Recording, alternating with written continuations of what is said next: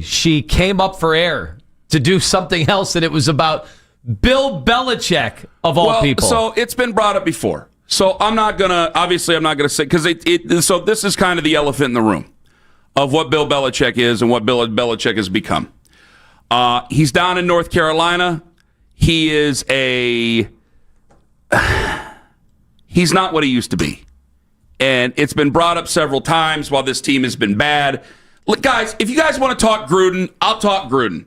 If you guys want to talk Saban, who looked like a happy grandfather accepting his birthday cake, covered by a blanket, sitting in a recliner, I will still talk Nick Saban. I'm not talking Bill Belichick. I'm talking Bill Belichick now, but I'm not going to seriously consider Bill Belichick. Does anybody whatsoever. really want him? I'm not going to seriously consider Bill Belichick whatsoever. I'm not going to do that. It's over. I'm not doing it anymore. We're done. Seriously, if you would have put out a poll, would anybody say yes, they want Bill Belichick to be the next head coach of the Browns? Maybe 3 people if we put up a poll? Actually, if you told them, I'd be surprised. You either get Bill Belichick or you stay with what we have currently. I like that. Put it on the poll. And those are your only two. That is a great poll question. Just ask him in general. I want to know. I don't want to hear if they want other guys. No. This is it. This is it. No, Bill Belichick or Kevin Stefanski. Fine. You know what? It's a Friday. Mitch, I will open it up. I'll open it up. It's not just what you have or Bill Belichick. That's not it. It's if you let go of Kevin Stefanski and you move forward with your franchise, you don't necessarily have the pick of the litter, but you have a bunch of people. Now Radu wants me to go on a wrestling rant about what wrestling used to be back in there. That's podcast on Tuesday. Remind me. I will go back and I'll have it out with everybody.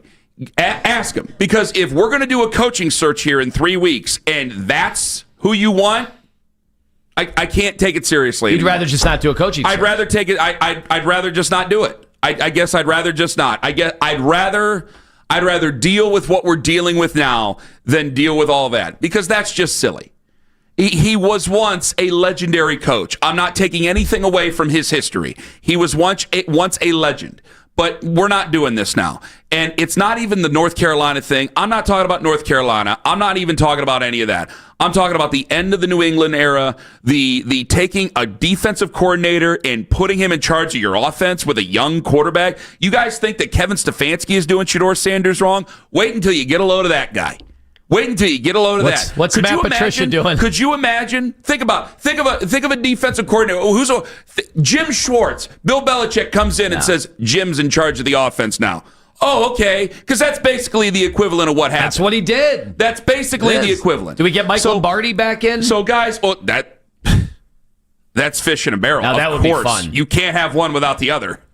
You can't have Abbott or Costello. You have to have Abbott and Costello. So you're getting Lombardi back, too. We'd finally have a front office member talking to the media. Oh, that's right. Yeah, we haven't had that in a while. So you got to understand here is that if you guys want to have the conversation, fine. If you're going to put it on the poll, fine. But you can't just say, is it Kevin or Bill? Because then people will just go, well, anything's better than Kevin. And no, that's not right. No, it's either Bill or the field. And I'd still rather have the field. He's a legend at what he's done, and I will seriously discuss to some level John Gruden, even though he's embroiled, I think, in a lawsuit right now, or Nick Saban. I will legitimately of the big names out there, or if the off the beaten path more legendary names. I'll discuss those too. I'm not getting in a serious discussion about Bill Belichick. Unless I get pushed to it, I'm not doing it. It's not going to happen. Now, what if Bill went out of his way and did a huge media blitz and said he wants to come back to where it all started as a head coach, and he wants to change the direction of the entire organization, this once proud franchise. He wants to restore it to greatness, and he's the only guy that can pull up the sleeves and get it done. Can you do the social media reactions right now? Yeah, of course. They're brought to you by Scheiben Jewelers, Cleveland's premier jewelry store. All right, we just got the YouTube chat going where Thundercat67 has said that I am the elephant in the room. So we got that out of the way for the day. 6:17 and 25 seconds. If you guys really want Bill Belichick, fine, but I'm not. I think if you opened up the phones, I don't think one person would be brave enough on this Friday to call in and make a case for the 73-year-old boyfriend of Jordan Hudson? I thought he's 74. He's 74? He's old. I don't want it to turn into the thing like Deshaun Watson's money where it's always more and more and more. How old's Bill Belichick? He is 73. He'll be 74 in April. Okay, so he'll be 74 when the next season is. Before the draft, he's going to be 74. Okay. You want him? I'm already getting the Belichick or Stefanski stuff. No. You let go of Stefanski, you're open to all comers. I guess you would be open to Belichick, but Belichick would be so low on my list. And you wouldn't even get Josh McDaniels because he's in, like, it'd be one thing if you're like, hey, you got Josh McDaniels to work with a young quarterback. Nope, you don't get him. No. Fine. 216-474-0092. Also, a question I want to ask Daryl coming up at 8:20 this morning. What's more important, record books or your record right now? Ken Carman, Anthony Lima. Take us with you to work in the free Odyssey app. This week's game.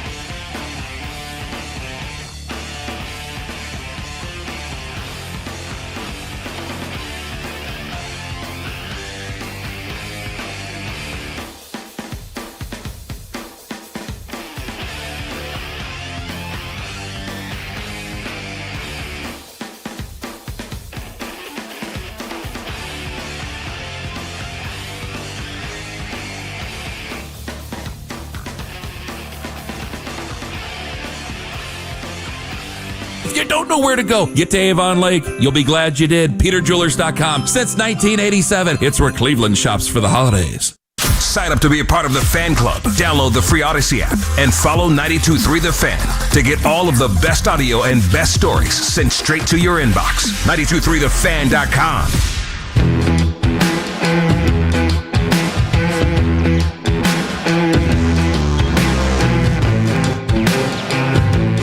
Back in the Fan. So I wanted to talk about Garrett or the sack record, or Garrett, a win or the sack record. So we'll do that here in a second. But did you guys really put the poll? How do you put a poll out on the YouTube? Did you I put don't it know. on? I'm pretty sure it social involves media? Joey. Did you put it on social media It is as well? on YouTube right now. I don't know if it's on the All right, other social there we media go. account. There we are. So it's up there. It's you go ahead and you can try to check it out. It can't be Belichick or Stefanski. Some people are just going to say, well, anything you get rid of Stefanski. It's when you let somebody go. Now, you usually have 2 or 3 or 4 different candidates for that job. What's the matter? You're overthinking it right now. I think it is exactly Belichick or Stefanski. Oh, my God, no. Only, just listen for a minute. You've been against this since I brought it up. All right, I'm listening. Just listen, okay? I'm listening. It's only Belichick or Stefanski because I'm ready for Stefanski change too. But I agree with you, Ken. It's not over, not for Belichick, and that's like one of the names that I'd be like, no, well, I'll just stay in this wash again for another year. I can't do that. I couldn't do a Belichick year or 2 years or whatever it would be, right? It'd be a 10-year contract with a 1-year actual doing, and then the Browns pay another coach for perpetuity. I think that's a name that you're going to bring up, and there are going to be people that vote for Belichick in this poll strictly because they're so done with Stefanski. Oh, so That's they'll take okay. anybody. They would take my mom over Kevin Stefanski right now. Your mom's a wonderful lady. Well, I think she'd make a great head coach. The too. only mom on this show that's still alive. Because Mitch is leaving after That's today, true. so that means we're only going to have But 3. I am down a dad, and you guys are still, technically rocking with that. So is a thought also that he would restore a culture? He You've got would. a chance talking to yours than he does his. There'd be no question on the sidelines who's in charge. We've asked those Right. questions about Stefanski, continuously. Like, who's the guy that's going to step up and say what needs to be said, holding guys accountable? When guys are jumping off sides to lose you a game at the end of a game, or when the special teams coach deservedly should have been fired 2 weeks into the season, and yet we've had the why haven't they fired the special teams coach show 5 weeks this year, 5 different Mondays. yes, and that's been going on for 10 weeks now. That's at least. insane. That's insane that we've got, like, we know with Belichick that just wouldn't be the case. Right. But do you think players would still respect Bill Belichick No. the way they did even 5 years ago? No. Maybe like some offensive linemen. He has to have. But you're right, like, he's not bringing McDaniels with him. No. And that would be the only selling point Yeah, for me that would right be. now. And by the way, that would be a selling point. There are players who love him. From the Giants to the Browns, there are, like Pepper Johnson. I mean, there are guys who love Bill Belichick from back in the day. And I'm sure there's Patriots who love Bill Belichick. But there comes a time where it ends for all of us. It's some level of where, hey, you're not what you used to be. And I understand he's a legend, but we gotta move on to other things. If it's not going to be Stefanski, I'm willing to accept that. It's 6-25, and I'm not gonna. I told you guys on Monday, I can't fight it any longer. I'm not going to fight it any longer. I'm done finding excuses. I'm done finding little reasons and all the other things. Like, I can't do it anymore. It seems that he doesn't. It feels to me that he doesn't want to be here anymore. So what's the point? What's the point? Everything you hear, it's a new thing every single day or every single week. And so I'm not going to fight it. But if I'm going to go with somebody else, I'm not going to go with Belichick. And I'm getting all the Jordan Hudson stuff. It ain't about who he's in a relationship with. I don't care. If you can handle your business, handle your business. I'm way more upset. And I'll tell you what, there's even more. And I will say one thing to that. There are those crazy reports that come out, which I don't know what to believe on message boards, and I don't know what not to believe on message boards anymore, where she's really running the program and all this other stuff. I think that's probably embellished. But you just let go, or one guy just left who we didn't know how much he was actually in charge with. We're going to bring in another person who doesn't even have any sort of a football background, and another person who comes in, and we're going to have those conversations if things go awry here. No, I'm not doing that. But it's not even about that with me. What a guy does in his personal life, if he keeps everything intact, that's on his personal life. What I'm talking about is the Patricia stuff. Like, you're seeing Mac Jones play competent, good football in San Francisco. Now, he's the backup again, but when he's playing, because you're seeing a guy who knows what he's doing work with him in Kyle Shanahan. I mean, you guys think, you think Kevin doesn't handle Shedeur the wrong way or the right way. Get a load of this guy when he comes here. Get a load of him. And what will he do? What will he do with him? You ain't seen nothing yet. Defensive coordinators in charge of your offense for a second-year player that they did that with Mac Jones. Yeah, it was bizarre. Dead in the water. The whole thing has eroded, unfortunately, because I'm not gonna go so far. Like, so many people have been like, well, clearly Tom Brady was running the show the entire time. Like, no, Bill Belichick is a legendary coach. Arguably as good defensively as any coordinator / coach in the history of the game. That's how influential he was to the entire league. Basically, every team for many years there was just copying, what Belichick was doing because they were trying to tap into that. There's a reason why all his assistants were getting head coaching jobs, because other owners were desperate to tap into the Belichick stuff. But it's just fair to say, like, he's kind of lost his bearings over the last however many years. Whatever happened there at the end of the Tom Brady era to whatever happened after that, like, it's pretty clear. Yeah. And by the way, I don't want any 70-year-old head coach. I was looking, did you see Bruce Arians? Somebody brought Bruce Arians up the other day, and I'm like, yeah, I would take Arians. And I looked at his age. I'm like, I hate to be ageist, but, at this stage, like, we can't find somebody half their age. If we were in a much better, like, if we were in a Bills position, if we were in a position where, or just underneath, like, I'm trying to find an example of a team. Worked in Tampa because they knew that window right there was 2 or 3 years. Yeah, right. That's it. So get in, get out. Yeah, let's go win a championship, and then Arians is 73. Right, and he found a successor for Bowles was there or came with him to run that defense. Yeah. It's a great point. That made sense, and then they got lucky that they found a quarterback. I know the year has not ended the way that it started, but... And Todd Bowles, that's a perfect example. Competent football coach. Good football coach. Yeah. Now, it ends bad for everybody, so it'll end bad for him in Tampa because it ends bad for everybody. But a good football coach, competent. Who's Bill bringing from North Carolina? Well, you guys have been making jokes over the last 12 months. Who's going to run? Who's going to run things? Freddie. Oh, God, no. He fired Freddie. Yeah, he fired Freddie. He fired special teams coach. Dave in Cleveland. Dave, you're first up on the fan. Dave. Dave dropped his phone. Excellent. Some people get us on YouTube Live. Some people just listen to us on hold. Larry in Elyria, you're next up on the fan. Hello, Larry. Oh, boy. Are we having problems with the phones here? I don't think we are. Larry in Cleveland. We got back-to-back Larrys. This is my brother Daryl. This is my other brother Daryl. Hi, Larry. Hey, man. Good morning, guys. Thank you, man. Hi. I hope, man, the Browns get everything together, man, because, man, we deserve it. The fans deserve it. And we got a big game this Sunday. I think that, man, the cardiac kids come back in life. Be honest, man. What are you doing? Why? We're off to a hell of a start. Yeah. Wait, why? What was wrong with why that? don't you take phone calls as much as you used to? Well, those three were He was gem. excited. You found a guy who's excited about this Sunday. He's not a Bills fan that's going to be, hanging out with all his buddies doing their, what is the Bills song? What is the Bills with their Zubaz pants? Alice? Last time no. Is it Alice by the Buffalo Touch?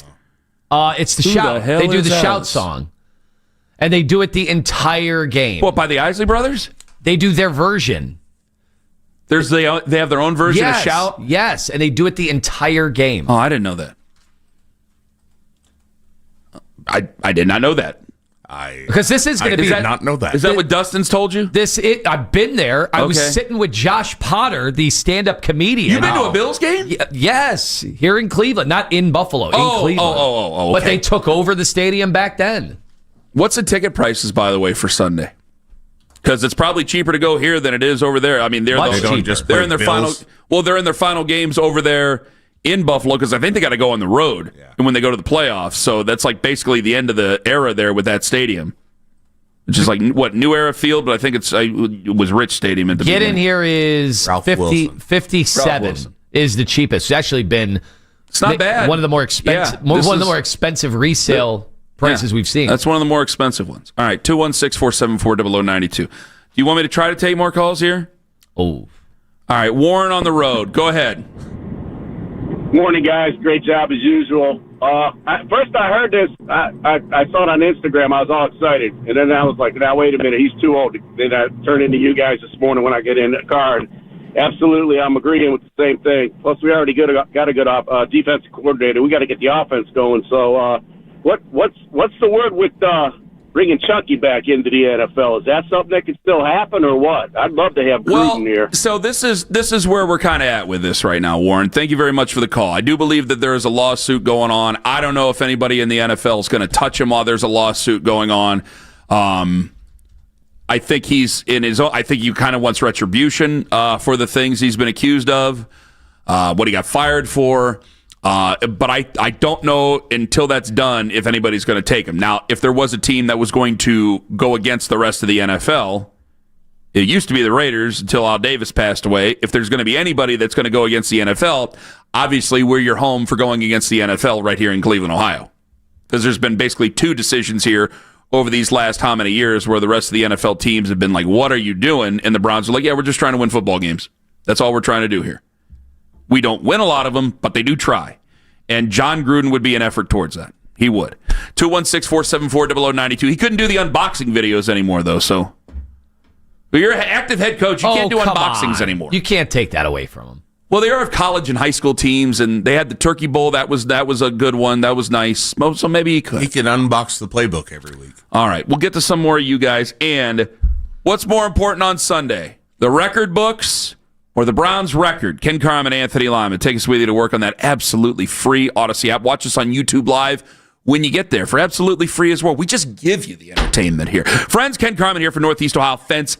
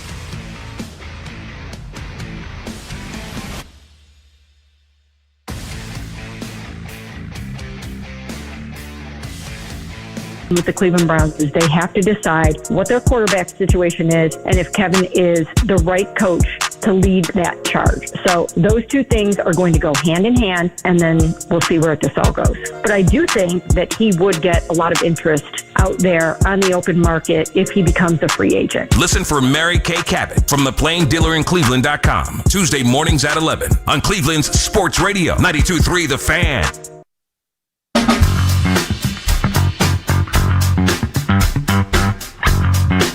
$8:20, Daryl Ryder going to join us on the show. So far, people are voting for Kevin Stefanski. There you go. Which may not necessarily be a vote of confidence for him, truly. It might just be, I think the Belichick thing gets run its course. That's a good point. What a rough year. Yeah. Are you a little surprised that he's even in position to coach Carolina the second year? Because I thought a little bit. I thought it was looking like the whole thing would be done with like 2 weeks left in the regular season. Well, there was stories, and in college football, people get really excited about firings. People get excited about sports firings anyway. But a name like that, with everything, I mean, good God, the 60 Minutes interview and all the other things that were there, it's like, boy, when is enough going to be enough? They won a couple of games. What, they finished 4-8, 5-7, somewhere in there. I thought maybe they could win 7-8 games. I did not realize that until I found out, and there was the article published in The Athletic a couple of months ago that they were outbidding G5 teams. I mean, it's unbelievable. And when you're outbidding G5 teams in the ACC, it's like, okay, you could beat lower tier, maybe some lower tier ACC teams, or you can beat your G5 opponents, but you're not going to beat the middle of the road upper tier ACC teams. And I mean, they flatly embarrass themselves so many times. Yeah. And so that also is one of the reasons that lead me to think, well, wait a minute. His process isn't as good as it used to be. His scouting now isn't as good as it used to be. His decision-making is in question with people around him. The coaching staff. With the coaching staff, those things are there. I'm going, well, I want to trade out. Like, I have all these same problems with the Browns. All these same problems with the Browns. And we're trying to get better? Now, I do think there's some things that he might foster in terms of, in that locker room a little bit better than Stefanski has. But, man, he's also... We talked about, even I've said this for Kevin, the league has changed so much in the 6 years that if you remember, in the first 2+ years of Stefanski, all the film gurus were like, look at this stuff, look at what he's setting up. And now they're doing that for guys like, who's the coach of Jacksonville? Liam, Cohen. Like these young coaches now, Ben Johnson, look at the stuff they're doing now. Well, they're not doing that for Kevin Stefanski anymore. Well, why aren't they doing that for Kevin Stefanski? Well, I think in 6 years, you got to keep up with the Joneses. I really think you do. And even Sean Payton says that year off that he had allowed him to kind of regroup and keep up with his peers, his contemporaries.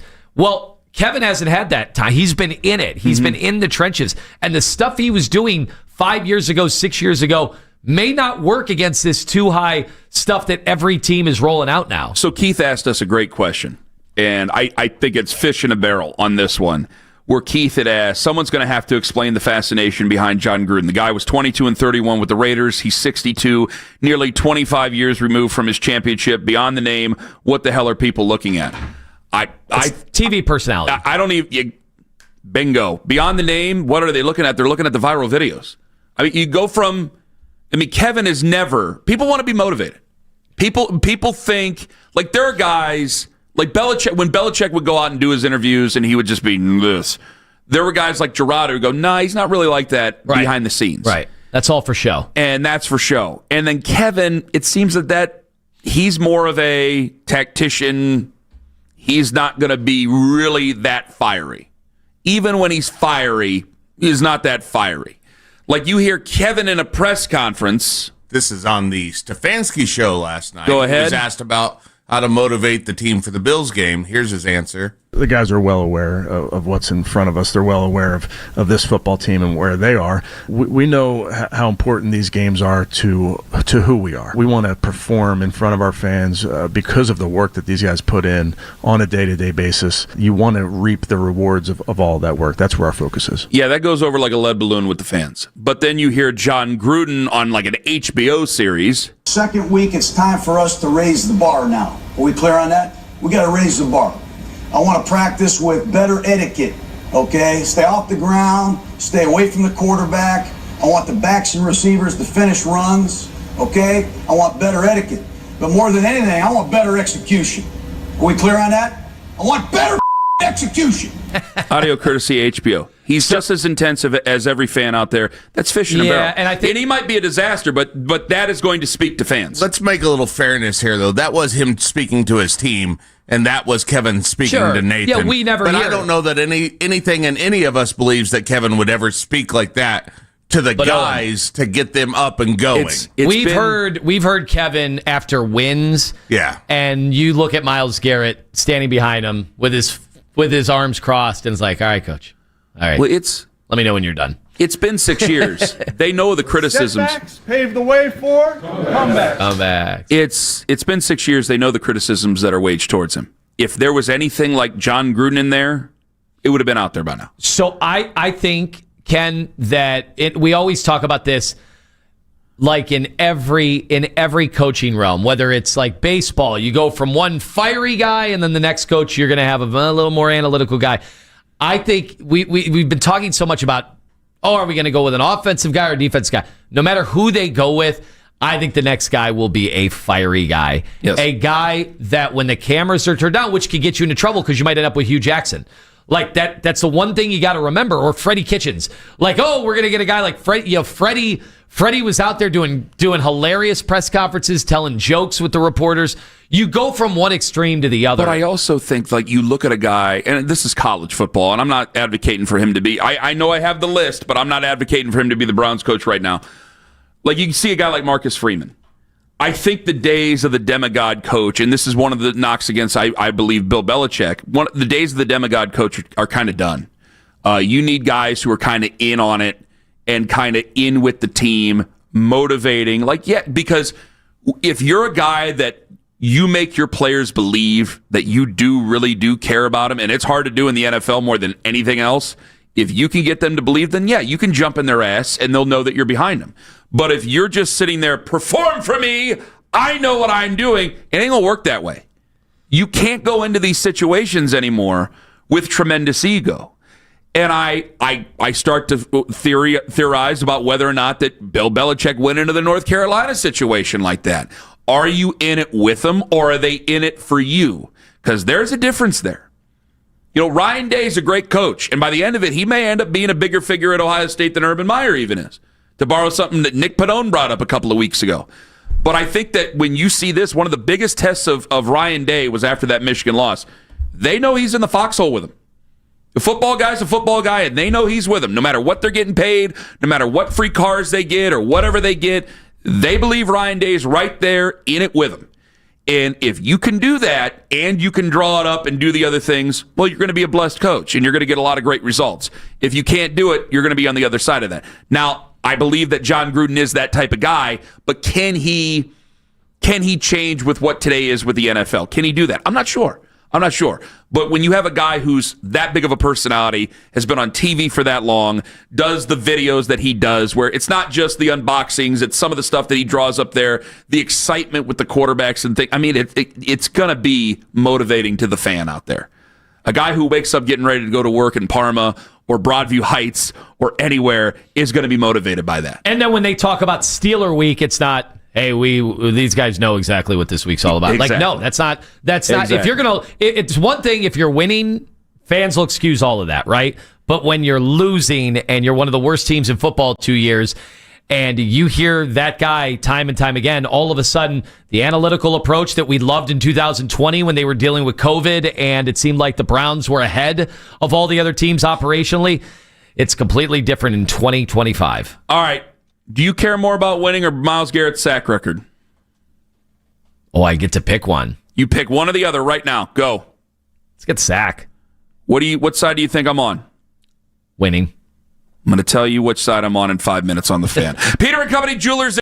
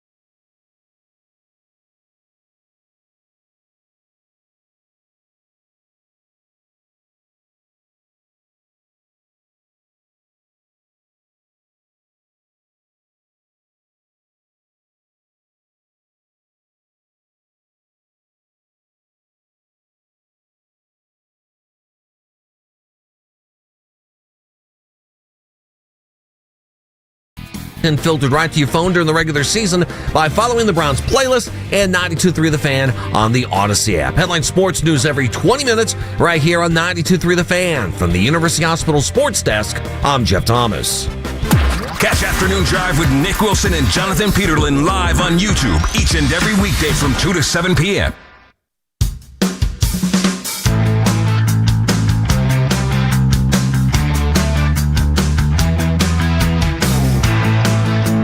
Daryl Ryder, 8:22 this morning. I asked you right before the break, would you rather Myles Garrett set the sack record or win? And you said you'd rather Myles Garrett set the sack record. Oh, yeah.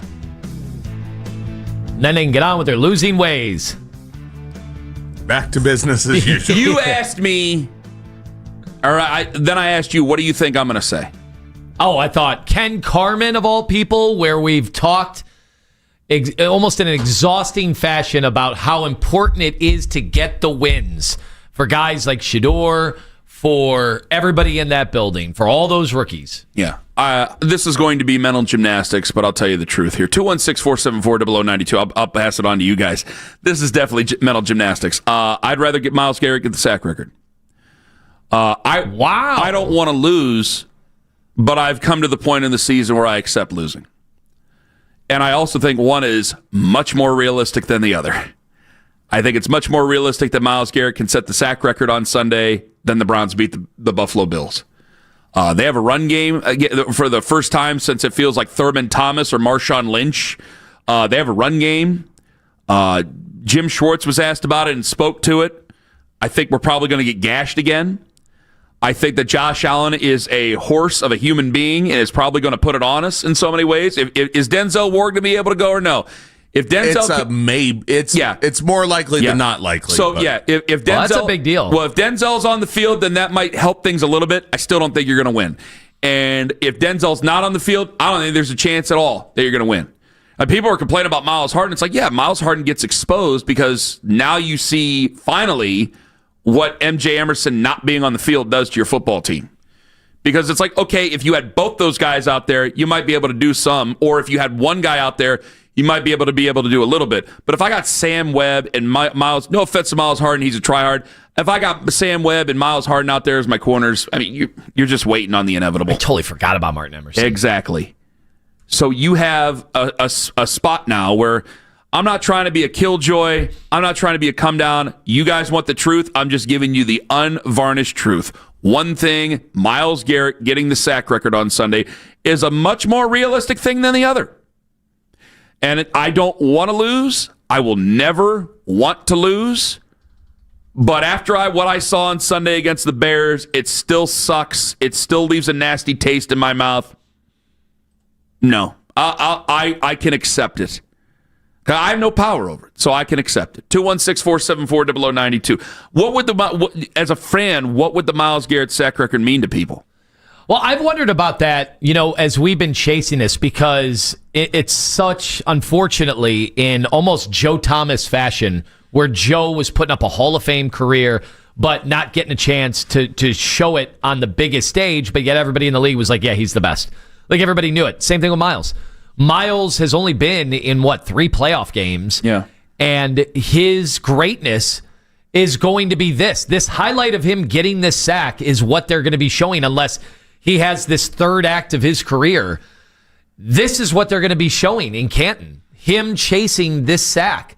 And it's kind of sad in a way, but he's made the most of it.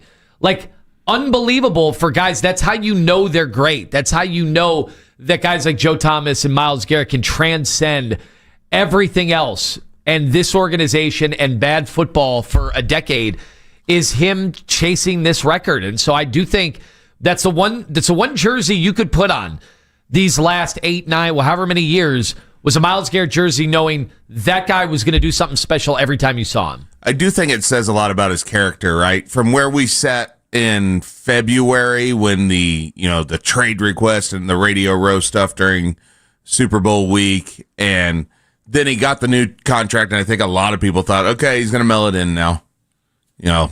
He's got his money. What's the point of going? There are a lot of people waiting for that for a team that's not going to win, right? He's right, and for him to come out and do this, and it's not that it's overshadowed how bad the team's been, but it's at least been a little bit of a distraction from what is going on with the rest of the organization. Oh, and the fourth quarter, it did overshadow the Browns losing that game. Right. The only thing the network was talking about in that late third into the fourth was Myles Garrett chasing the sacks. I think his history here is a bit complicated. I think if he sets the record, I think people will be excited for him. I don't know how much it's going to do for Browns fans. I find, and maybe I'm wrong on this, I think there's a great deal of reverence for Myles Garrett. I think he's respected by Browns fans. I think he's respected for his great play. I don't think he's beloved. And I think there's a difference. Wow, that's very interesting. I think that and it's not a disrespect. I think there's a tremendous amount of respect for Myles Garrett and what he does and how great he's been.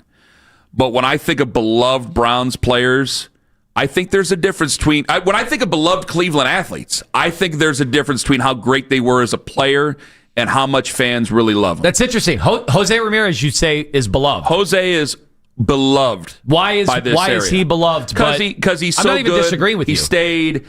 He seems to make Cleveland his home, which, by the way, Myles Garrett's so good. He stays. He seems to make Cleveland his home. We know where Myles Garrett lives. I don't know where a lot of athletes live. I know where Myles Garrett lives. But Jose is beloved. And maybe it's just because, in Major League Baseball, it's just expected you leave. In the NFL, if you're willing to pay the fiddler, as we're finding out, you can keep guys forever. You can keep great players in your team forever. But when I think about beloved players, Jose, beloved. Joe Thomas, beloved. Nick Chubb, beloved. Nick Chubb is not going to go to the Hall of Fame. Myles Garrett's going to be a first-ballot Hall of Famer. I'm willing to bet there's more people in Cleveland who love Nick Chubb than love Myles Garrett. Was it just the trade request? When, looking back, like, how are we going to frame the trade request? Seems like it was just a negotiating move. I think that there was a lot of people who you'd never, even at Myles, we used to have, remember we had the argument, and we were calling people. We could not believe the calls we were getting. Myles has had a weird history here where there's been people who've even wondered if he's elite. Where Nick Chubb, no one's wondered that. Nick Chubb, it feels like he got robbed of a great destiny as a Browns running back because of what happened. Myles Garrett, my God, nobody wants anything like that to happen to anybody, but there hasn't been anywhere near that situation. Is it a defense versus offense thing? It might be to some degree because all our legends in Cleveland, with the exception of him and Clay Matthews, are, and there's a couple other ones from Len Ford, but no one's listening is going to remember him. Like there's guys who are, but it's all offense. Maybe Michael Dean Perry. People loved him. But Michael Dean Perry's not Myles Garrett or Clay for that matter. Michael Dean Perry was a great player for the Browns, but it's not at the offensive level of what the Browns have had. Nick is beloved, and Nick is also revered. Myles is respected, without a doubt. And I think a lot of people think and admire him to some level. But he doesn't have it the way Nick Chubb has it, or Joe, or Jose. He doesn't have it like them. And I don't know if now, year 9, I think it is. I don't know if he ever will. I think that people have found him to be almost a mercurial figure, a guy who they like, they rely on, they wear his jersey, but he's just not Nick. And it's not to be nasty. I mean total respect by it. But if Nick Chubb were to break a rushing record, like if he were to be here for a long time and break the all-time rushing record, I think people would be in tears in the stands for Nick Chubb. I don't think you're going to get that on Sunday for Myles Garrett if he breaks the all-time sack record. If Nick Chubb broke the single-season rushing record, if Nick Chubb broke the single-season rushing record in Cleveland, I think that there would be people in tears in the stands for Nick. I don't see the same thing for Myles. I'm not even disagreeing with you. I think they give him a lot of respect, but it's not the same. It's kind of sad if that's the case. So I don't we'll think it's sad.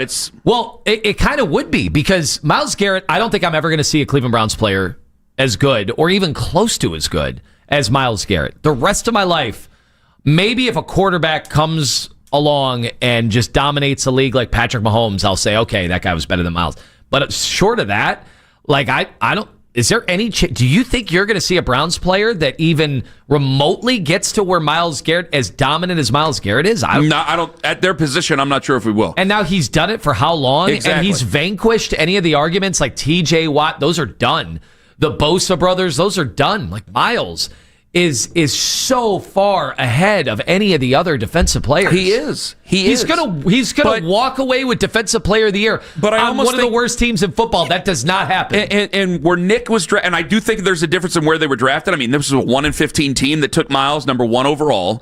There was Nick, who was taken in the second round. There's his story coming from Georgia. He had already had injuries, and people were kind of wondering, like, is he going to be that good? And then he ended up being that good. Myles, one of the things that I think has been against Myles his entire career in Cleveland is that people didn't see any of the other Lawrence Taylor games. They just see the highlights now of Lawrence Taylor. So he needs to be LT on every single play, or he hasn't been that good. That's the way some people see it. And then there's always been the calls of, well, what's he doing in the fourth quarter? What's he doing in this quarter? What's he doing in that quarter? And you and I, and a lot of people have been understanding, but there's always been, you've never heard that question of Nick. You've never heard that question. Denzel Ward's from here. Denzel Ward is a guy who's from here. His mother's well known in the community, obviously, for the charitable works that she does. Like, there's a lot there where even Denzel might have it a bit different than what Myles does in this generation.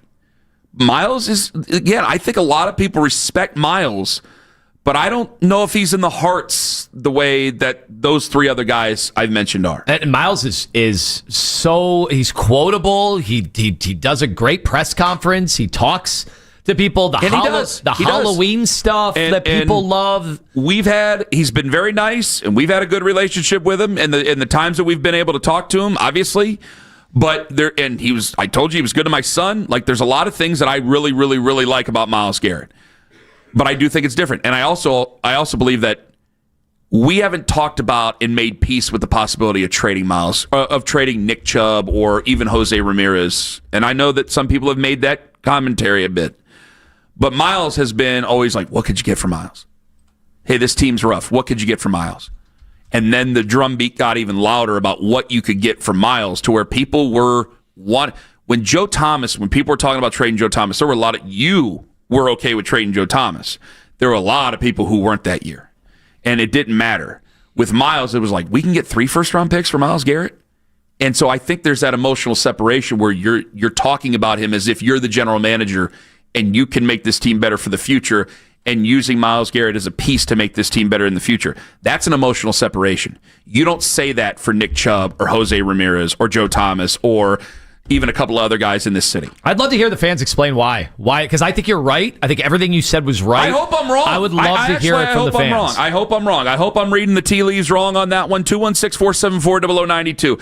I think it's a big moment on Sunday if he sets the record. I hope he sets the record between this Sunday and next Sunday. I don't want that to happen in Week 18 because I don't want that asterisk and that weird conversation. I hope he does it, and it's special. It's a big moment. But I also think that it wouldn't be as big if it were Nick setting a single season rushing record, or I know that Joe has the all-time snaps record and things like that. If Jose Ramirez were to win MVP, Ken has the all-time snaps record. Sorry, Owen and I we locked eyes. I expect that from a lot of people. I don't expect that from you. I'm starving. I'm not mad, Tone. I'm just disappointed. Sorry. Geauga County has the all-time saps record. Maple syrup country. Absolutely. You guys proud of yourselves? Yes. We can keep going. Keep going. Keep it up. It's Friday. I don't care. Friday. You think I don't know I'm fat? Men's Warehouse has the all-time slacks record. There you go. Any more left in the chamber? 3 for 1. Come on. It's not to like about that. He's thinking over there. I can see the gears turning. The Lake and Hudson has the all-time shacks record. Take it away, Tone. Do your read. Anthony Lima for Floors with a Z, and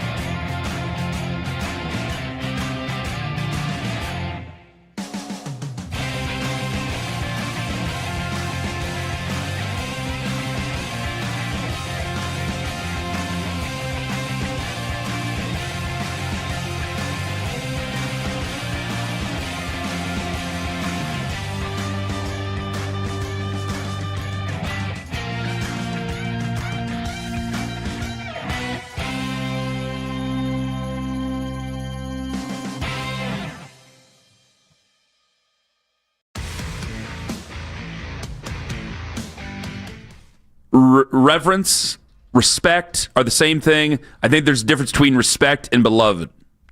And usually you have to be respected to be beloved. But you don't you can be respected and not beloved. And Myles Garrett, I think, is respected in our city and respected by our fan base. He ain't got it like Nick Chubb's got it. He ain't got it like Joe Thomas has got it. And when it comes to all over Cleveland athletes, he certainly ain't got it like Jose Ramirez has got it. I think that he's a first ballot Hall of Famer. Probably won't get his jersey retired because I've told you guys several times the NFL's crazy about not wanting to get teams to retire their jerseys, even though some people keep making a big deal about it. And I tell them, like, that's ask Raj. Ain't going to happen, but either way, what did you have to say over there? So Slark on X says, with Myles, I think it's lovers score and feel with the fans. He already absolved himself from the Browns' legacy of sadness and turmoil with his trade request. Jose, Nick, and Joe always wanted to be in Cleveland and win here. Myles just wants to win. He says, I can't blame him. That is so interesting because all we talk about with athletes is why don't they want to win? Why do they care more about some things other than winning? Winning should be the only thing. And then when one's like, yeah, I want to go somewhere else to win. People are like, whoa, hold on. You've got to lose with us. It is kind of funny how that operates. But the funny thing is also that fans don't truly know if players want to be here. They just see press conferences. They just see social media. They don't really know what these guys say to their buddies. That's what makes it an awkward situation. He asked for a trade. A lot of these guys are out of here the first day of the offseason. Yes. So if they love Cleveland so much, why aren't they here year round? Because they don't really love it here. Well, that's what makes it awkward. They can love it too, but they can really like it here, but they maybe not love it. Yeah. Like Denzel's not staying here 365, right? He's from here. Yeah, I don't know. Yeah, but Myles has I would imagine even if you're from here, at some point you're going to go to Florida or LA or something. During the cold, you've got the money. Yeah, you've got the money to do it. Well, yeah, just because you're not currently working here, just because you go on vacation or you train in Texas or whatever. Like, I'm not going to hold it against you for something like that. You don't have to be in Northeast Ohio all your life. But you look at Myles. It's weird. He asked for a trade, which I could understand. And I think a lot of people in their heads were like, they already were thinking about trading him because we were so bad. And then when he said a trade, it was like, that's the green light. He wants a trade. And then Andrew Berry's not going to do it because if you're the one who trades for Deshaun Watson and then you're the guy who also trades away Myles Garrett, they're not going to let you run Streetsboro youth football, let alone another NFL football team. So that ain't going to happen. I think that people emotionally separate. And now that he's here and he's here forever, until they've decided that's the end of his usefulness to the team, he still has an ownership stake of the Cleveland Cavaliers or a partnership stake. He has a permanent residence here in a neighborhood in Northeast Ohio. It's weird. I don't think Nick Chubb has any properties here in Northeast Ohio, but if Nick Chubb walked down the street, he'd be mobbed. Myles Garrett would be mobbed, and I think there'd be a respect there. But Nick is beloved. People weep over Nick. I mean, they love Nick. They love Jose Ramirez. They really respect Myles Garrett. I think there's a difference. 216-474-0092. Let me get to Nick in Columbus. You're first up on the Fan. Hello. Hey, yo, what's up, fellas? Hi, Nick. Hey, man, look, man. I think he's beloved, man. I'm going to say it like this, man. I'm going to just say this first. I think cats who hate on him, they just going to hate on him just because I think out of jealousy, man. I'm going to say that first and foremost because the cat is making so much bread. The thing that he requested a trade. Well, wait a minute. Jose Ramirez makes a hell of a lot of money, and nobody's jealous of him. Okay. Myles is getting that incredible money, though, cuz. Come on, let's keep it a buck, man. I mean, Jose Ramirez, but I mean, money's money. To one point, it's just a bunch that I can't spend. What am I really going to pocket watch each one of them and go, well, Myles makes $100 million more than Jose, so I don't like Myles as much as I like Jose? No one's doing that, Nick. So okay. I'm going to say jealousy is a part of that. As far as the trade thing goes, man, it is what it is, bro. It's a job. It's capitalism, okay? It's a job. If you want to trade, I would have traded Myles because I want to see Myles go do great things. I'm a Browns fan. You're not hearing that right, though, Nick. Nick, there were very, very, very few people, if any, who seemed to be angry at him for requesting a trade. It's that people started looking and going, we're not going to be good while he's here. Let's see what we can get for him. People start playing general manager, and when they're playing general manager, they separate themselves emotionally from the guy. But I mean, I love the guy, and I still would have played general manager too. I have no problem trading him now. And I'm gonna say this about Nick. I would say I love Nick too, bro. Keep it a buck. I love Nick, but Nick is left like a belonging for him is because there was something left on the table we didn't get to experience fully. You're right. You are right. You know what I'm saying? From you are correct. But there's a but there. He was beloved even before the injury. He was loved even before the injury. Yeah, but and I still love Myles. I still love Myles the same way. The dude is going to have the Browns player is going to have the sack record. We should love that as fans, bro. As long as that record can last, we should appreciate that record. Now, I mean, that's a hard thing to accomplish. Myles is first. You already said it. He's first ballot. Is it possible he can even get the most sacks, as a player? Still, I don't know what the current record is. I'd have to take a look. I thought about that last week during the game when he got the sack, and then I didn't even bother looking it up. I was too angry, and then I started drinking, Nick. So no, I just want to finish with saying we should be focusing more on the positivity of that and what he could accomplish more so. And I know you're not trying to do this. You know what I'm saying? Being divisive. I'm being divisive, aren't I? Yeah, no, I don't even want to say that, bro. I was going to say opposed to comparing two great individuals. I think we should focus on the positive accomplishment that's going to happen, hopefully, for Myles, opposed to bringing up things that I think comparison is comparison is the thief of joy. You know what I'm saying? So why do that? Enjoy the positive. No, I'm going to compare. I'm going to compare. I can enjoy it and compare. You can do two things. You can. But why not do the other thing first, though? I mean, you went straight to the, you know what I'm saying? No, I haven't. Nick, we've been talking about Myles Garrett setting the sack record and loving the sack record, and thank you for the call. We've been talking about Myles setting the sack record for weeks now. Weeks. And been excited about it. And I will be excited about it when he does it on Sunday, which also, he is 29th on the all-time sack list. He's not that far away. He's about, 75 away? 76 away. 75 and a half away. He's 76 away. Wow. From Bruce Smith. Bruce Smith has 200. Holy my God. How? Bruce, Reggie, Deacon Jones, which I think Deacon Jones is prorated maybe because they didn't start until 82. It was retroactive, I should say. An estimate? Not prorated, retroactive. Kevin Green had 160. Well, how many years is Myles going to play? I remember when he was getting drafted, we're like, does he love football that much? Is he going to really put his body in harm's way? He's almost too smart. And now we're watching him. He's going to turn 30, right? Is he 29 right now? Mm-hmm. You're thinking, well, he could play. He could do this. It doesn't have to be 20 sacks. It could be 10 sacks a year for the next 5 years. But that still doesn't put a big enough dent for chasing the all-time marks. That's crazy. Let me get to Tony in Youngstown. Hello, Tony. So it's a Las Vegas game. At the end of the game, the Browns fans take over the tunnel. Thousands and thousands of Browns fans.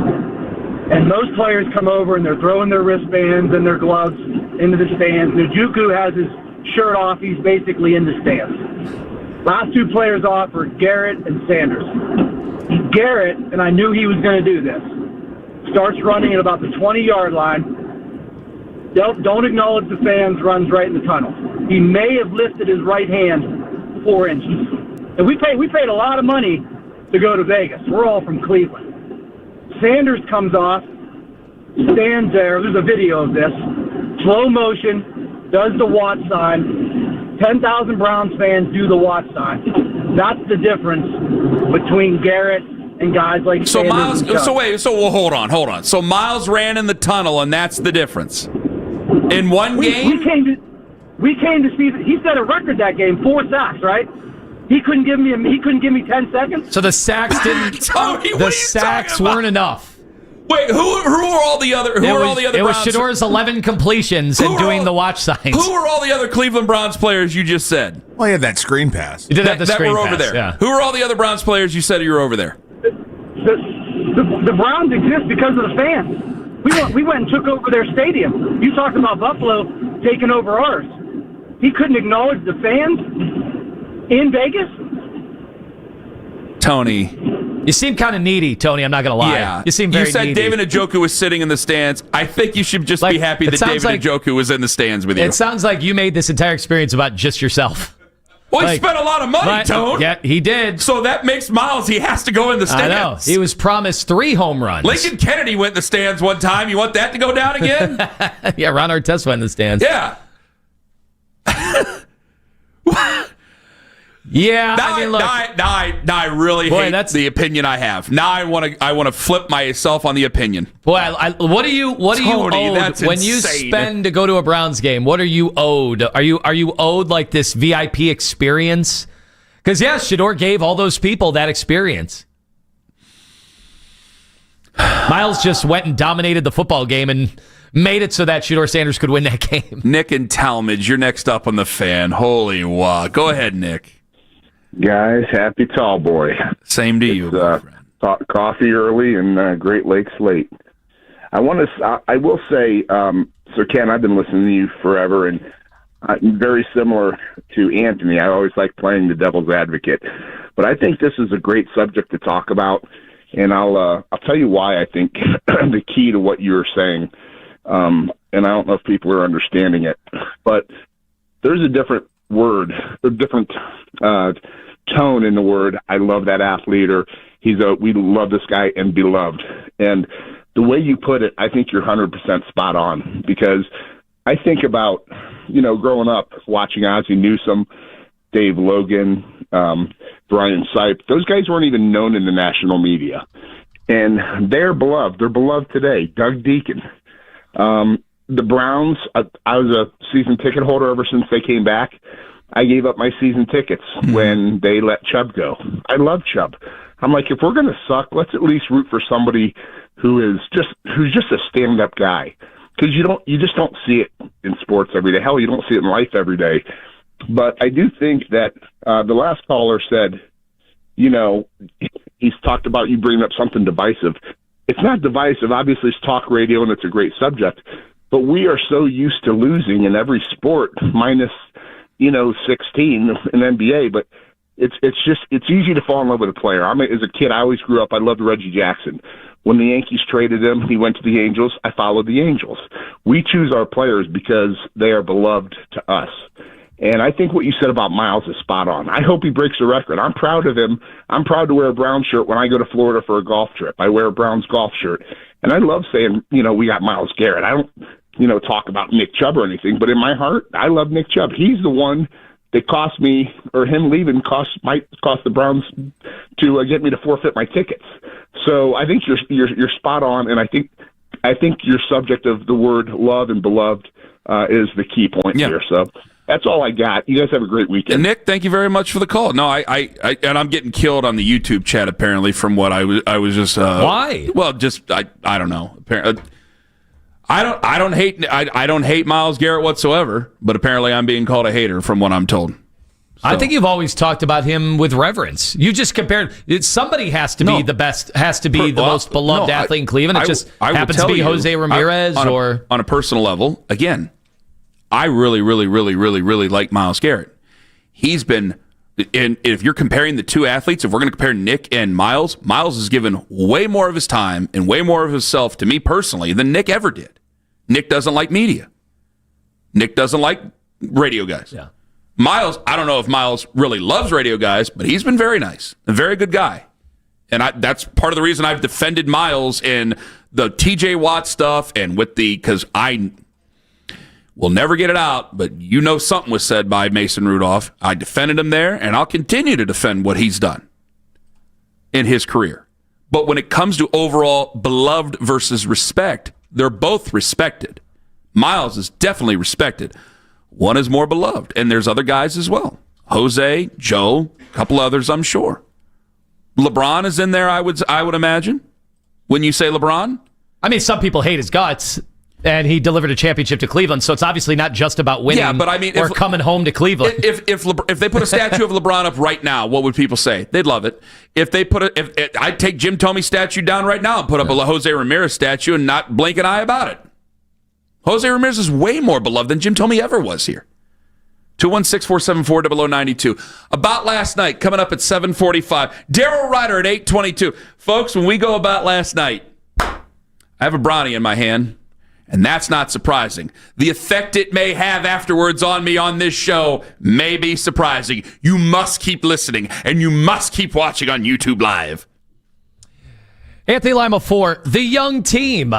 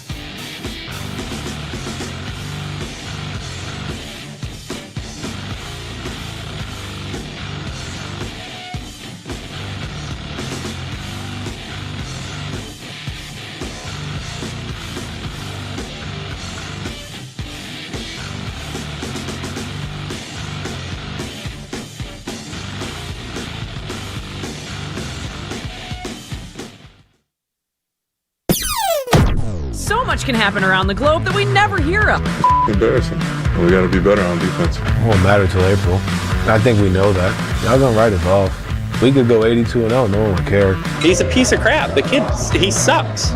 He's sucked his whole career. I got rumors about him, how he couldn't please his wife, so now he's divorced. Put a damn winning team on the field. Now, the Ken Carman Show with Anthony Lima give their thoughts on what you might have missed about last night. Well, we heard from some of the Cleveland Browns coaching staff yesterday as the Browns head into their Sunday matchup against the Bills here in Cleveland. One of the coaches was special teams coordinator Bubba Ventrone, who was asked what has led to the ongoing issues for the special teams unit. When you're covering punts, kickoffs, it really does come down to like the fundamentals of the game. The times where we've had issues is when we're not executing those necessary fundamentals of the game. Look, it can be frustrating as a player and as a coach whenever you're not getting the results you want, but we just got to keep working and keep trying to improve and getting better at those things. How did that answer suffice compared to the one we talked about a couple of weeks ago to you guys?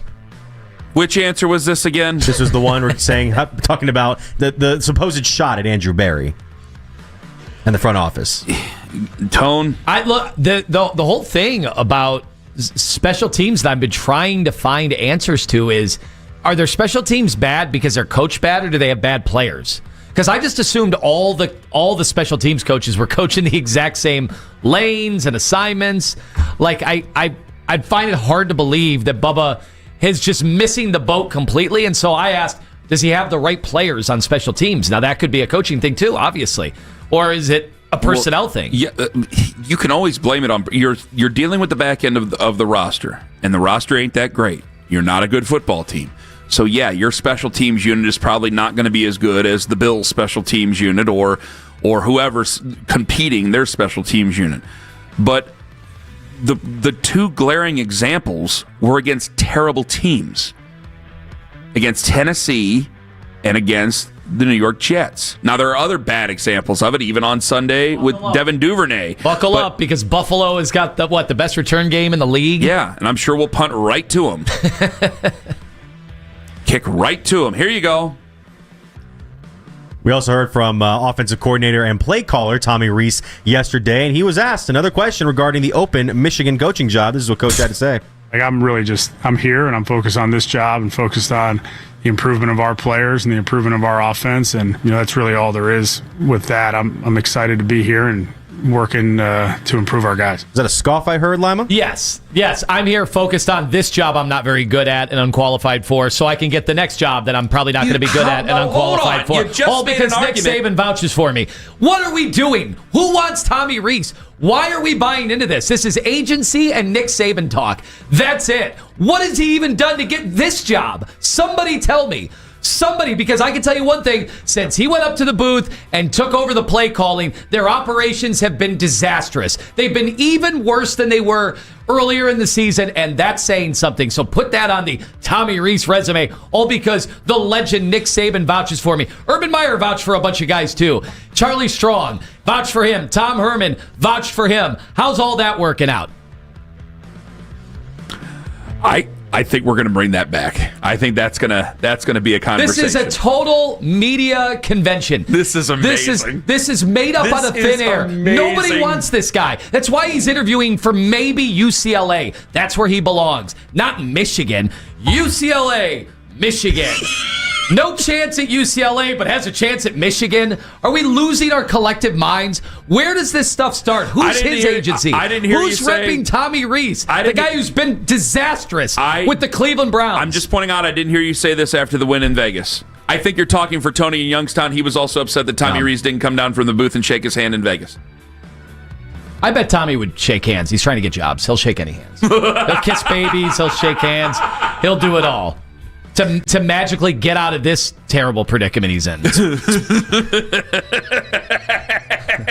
I love this. This is good stuff. Continue. Speaking of head coaches, Los Angeles Rams head coach Sean McVay spoke after last night's Rams loss in overtime to the Seahawks amidst a hectic week for wide receiver Puka Nacua, who tweeted about the referees after the game last night. This is Coach McVay being asked about it in real time. You can make a bail shot there for the refs. I mean, What are you talking about? You just put something out on Twitter a couple nights ago. Yeah, so what are you asking me right now? Are you okay? I can't answer questions about something that I'm not aware of. Okay, but are you okay with players kind of expressing frustration over things like that? Or is that something that you hope that they kind of keep to themselves? I got to have more information before I answer any of those kind of questions. He answered that pretty well because you could hear the anger through that voice. That was a great answer. Do you believe him that he doesn't know about it? Well, so I believe he does. That was minutes after the game ended. So it probably Puka Nacua probably went to his phone, tweeted that, then he deleted it. Correct? Yep. Couldn't someone just say, "Here"? This is about the backwards pass, right? Why couldn't the reporter just show him? So I'm guessing it's about the backwards pass. The entire game, I think he was because he was complaining about the refs on Aiden Ross's stream earlier this week. That would have been great if the reporter was like, "All right, coach, here," and walks up to the podium. Here's what he wrote. So now you have the information. In that clip, he does go on and talks about what Puka Nacua had to apologize for. Yeah, on the dance. Twitch. Is it Twitch or whatever? It's a Kick. Oh, okay, on Kick. Aiden Ross was banned on Twitch, no longer is. Okay, so I don't know any of that stuff. Okay, I imagine that in that moment, Sean McVay knows about that. Where he did speak to that later on. It's like, we don't want to offend anybody. It's bad. Don't do it. But I think that he probably was a little annoyed either with the question, probably a little bit with the question, but a lot like, I'm being asked about this and I don't even know about it, and now I got another problem with this guy. I'm sure he's not very thrilled about that. And the loss where they were up by a bunch and then lost. That's it for About Last Night. So we got one more thing for About Last Night, which is not About Last Night. People are texting me on the near west side. Nate texted me, Lima, what are you doing? Don't ruin this. You should be praying Tommy Rees gets the Michigan job. Because he's out of here. We're going to talk about this. And then he gets the Michigan job. We're going to talk about this. Hold on. Now, do you have your brownie on you? This is also what happened about last night. Mitch made brownies last night. It did. So when we come back, are we going to eat these brownies and either see whether or not we're going to be psychedelic or get sick? Boy, are we the canary in the coal mine here? Do you find out whether or not we're going to get sick or high off these brownies that Mitch made last night? And or do you agree with Lima and the takedown of Tommy Rees?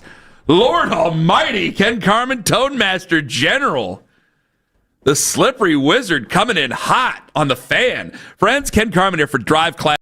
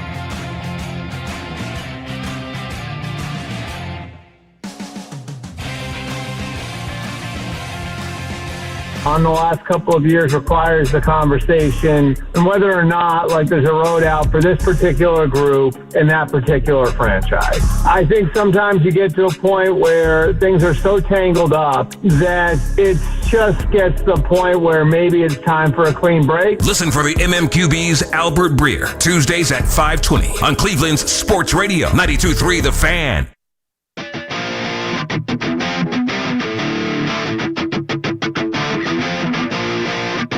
We had a segment that Mitch was going to be on with us in, and Mitch left. Mitch left the room. He forgot we were going to do the segment with him, and he left the room. And I don't think he can hear me.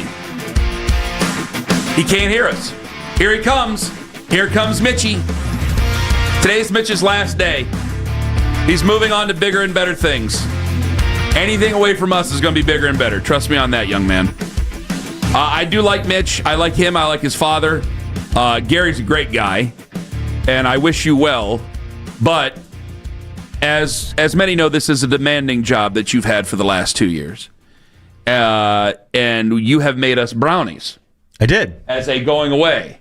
And I walked in and it said, enjoy, on a thing right next to the brownies. Because at first I thought Paula made them. Because Paula's she is the station mother of all 4 stations here. And she makes wonderful food, and we love Paula so much. Over at 98.5 WNCX in the afternoons. And then you put, what bothered me is that you put ingredients on the back. Yes. You put brownie mix, cinnamon, whole milk, and that's it. No eggs. Well, the cinnamon is part of what I substituted the eggs with. Instead of eggs, I used cinnamon applesauce.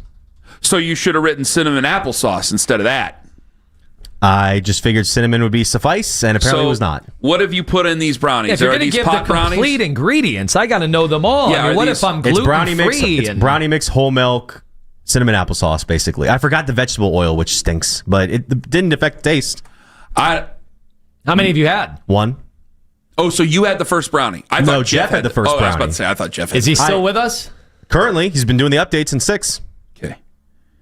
These are not LSD brownies? I don't know when they're going to kick in. Because I wasn't here, so you could have been like, eat that brownie, Jeff. You're fine with that. Will these give me gravy pants? I wouldn't imagine, no. Okay.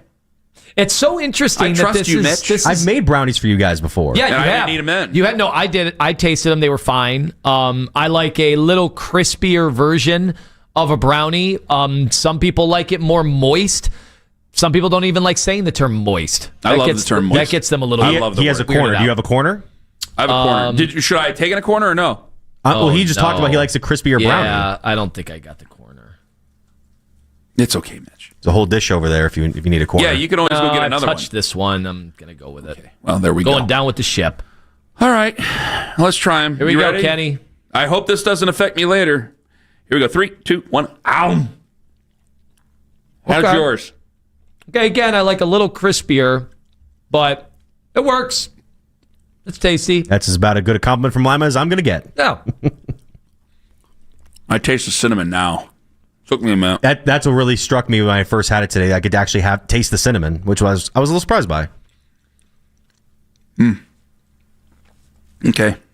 Be nice with some chocolate chips in there. Now I'm getting a bunch of tweets and texts about this. Okay. Well, Okay. I'm going to... I give it a 6 on a scale of 1 to 20. I give it a 10 out of 10. Thank you, Mitch. Thank you for your That kindness. was very nice of you. That was very nice of you. It's all good. It's a rare occurrence. You got me to eat on camera, and I won't eat. I don't like eating on camera. It's a rare occurrence that a man at one of our radio stations does some bacon. He's allowed to do some bacon. I've done bacon from time to time. Actually, I didn't do bacon. I did no-bake cookies. My mom used to make them back in the day, and I made them for my sons. It didn't bring Mom back, but I tried. Mine weren't as good as Mom's. Is that it? Mitch, feel free to bring your baked goods at any time. This is not the end. Sure, this yeah. is just goodbye. It's not the end forever. Yeah. Absolutely. No, I'm thankful you guys like the brownies, and I'm excited to give you guys a Christmas gifts later today. What is that? Today. Excuse me? I brought Christmas gifts for all you guys. You two and Owen. Interesting. What is it? Not necessary. I can't tell you yet. Now, did you enjoy your send-off on the podcast yesterday? I did. You had some very, very nice words that I did not get a chance to hear. You're a nice We were out young of man. time. I mean, we had a heart out. We had to leave. We had to get that Bubba Ventrone. Well, the Bubba Ventrone press conference was looming. What else were we to do? Of your gifts. When are you bringing in the gifts? The gifts are currently stashed in my locker as we speak. We'll just bring them Do I out need to get as soon security? as you possibly can. Do I need to go downstairs and have Do security? you want to do it during the show, or I was planning to do it after the show? What were you going to give us after the show? Your gifts. Go get the gifts. Okay. I don't know if you want that, Kenny. Yeah, we'll go get the Owen, gifts. where are you? I might as well, if we're going to get people listening, I might as well have them listening to this live on the air. I don't know what we're going to get. This could be the last time you ever hear us speak. I don't know. I don't know. Well, hey, I wasn't. Fantastic gift. I've been nice to him, for the record. Oh, have you? Not on the air. Oh, What? Owen, that's What? very rich. Oh, I'm sorry. Kenny's been nice to Well, he Mitch. bought him a grilled cheese the other day. Just so like Kenny all is was absolved. Kenny was nice. All is absolved. You're not supposed to say I that. don't care. Kenny was nice to Anthony This Alford. whole He thing was this is 8 minutes. he of- was nice to Landry. He was yeah. Okay, nice to Abe. It's either Abe and I are still on great terms, and so is Landry. What are you talking Yeah, about? because he doesn't have to duck a stapler coming to him in Here we go Georgia. again. Yeah, you make me out to be like James Brown over here. You are insane. I mean, come on.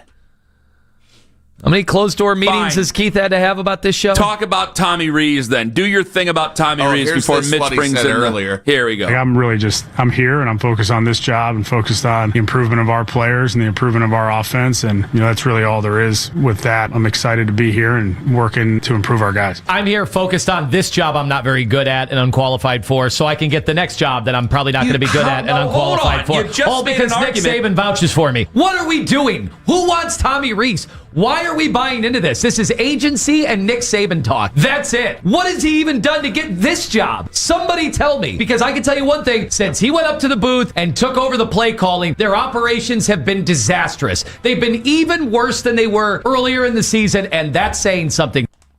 That's amazing. Now we got the gifts. We're going to talk about those here. We're going to open them here in a second. Something ticking? Hold on. So you really feel this way about Tommy Rees? You're this impassioned against Tommy Rees? You know what? It's more, I think, Kenny, that I don't understand how people are taking any of these reports seriously and running with them. Why is this the hot market for Tommy Rees? Can you tell me his resume, all the impressive things he's done to move up the ranks so fast that now he deserves to be the head I coach gotta at tell Michigan? you, I'm struggling to find it. I'm struggling to find an argument for him. Like, it would be one thing if this offense was humming and be like, look what he did with the Browns when his predecessor could only do so much, and look at how he's taken them to the next level. Dude, their offense stinks. It's been horrible. Save a few bombs that Shedeur Sanders has been able to pull off while getting hit. That's it. That's the offense. That's not an NFL offense. Not the end of the Tennessee game. The last two drives of Tennessee, they were able to move the ball down the field. But that's about it. I tend to agree with you. I really do. I think that it has to be a Saban effect. It has to be that he's still young. It has to be that he's an offensive mind. But when it comes to the Browns, now I think I can make I could try to make a defense of him, because you brought up with Bubba Ventrone about the defense of the talent that he has to work with. Well, I can say the same thing with the bad offensive line that he has because guys are injured.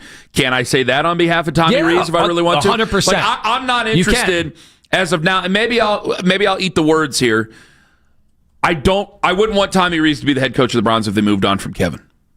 Right? And that would be to me, what I'm worried about is that would be the easiest thing to do, and I'm kind of nervous that that's exactly what they'll do. Well, I had that thought about Andrew Berry earlier yesterday, and a lot of people wanted to agree with it. And I go, boy, I don't know if that's really the way you want to do it. I don't have a reason why coming up at 8:45 on that. But when I see what Tommy Rees has done with the offense, I think that he's handled, for the most part, Shedeur well, but when it comes to operations, there are questions there. But I agree with you. I go, man, I don't know how we went from this to the head coach of Michigan. UCLA, I'm not as stringent as you. Yeah, fine. UCLA, I could buy. Whatever. A couple of the other places I could buy. Michigan, that is a major league job. They have just gone through hell. Like, you kind of need a guy who's already been a head coach there. I'm getting killed by Alabama fans for mentioning Kalen DeBoer, even though you guys have tried to run him out of town on a rail. Wait to see what happens in the playoff game. Well, right? either way, if they lose again, we'll see how many of those people really come after me then. Like, I think you kind of need a guy who's been a head coach before, considering what they've just dealt with the Sharon Moore thing. With Tommy, I agree with you. I don't see it as much. I'm just not as heavy-handed as you. I'm a little bit more open-minded. You are. You can't believe. Well, and this is the thing that happens every year in the coaching cycles when they're doing the hiring is certain agents talk up their guys. And so you have to look through it. There are times when there's a guy getting talked up and it's actual, admiration from around the league. Like a bunch of people are like, hey, this is an up-and-coming guy. Let me tell you you got to pay attention to this guy. Let me tell you this, and we'll open up our gifts. The agent should be texting you. Not anybody else. They should be if the Cleveland Browns job is open, you just heard. I've never heard you that.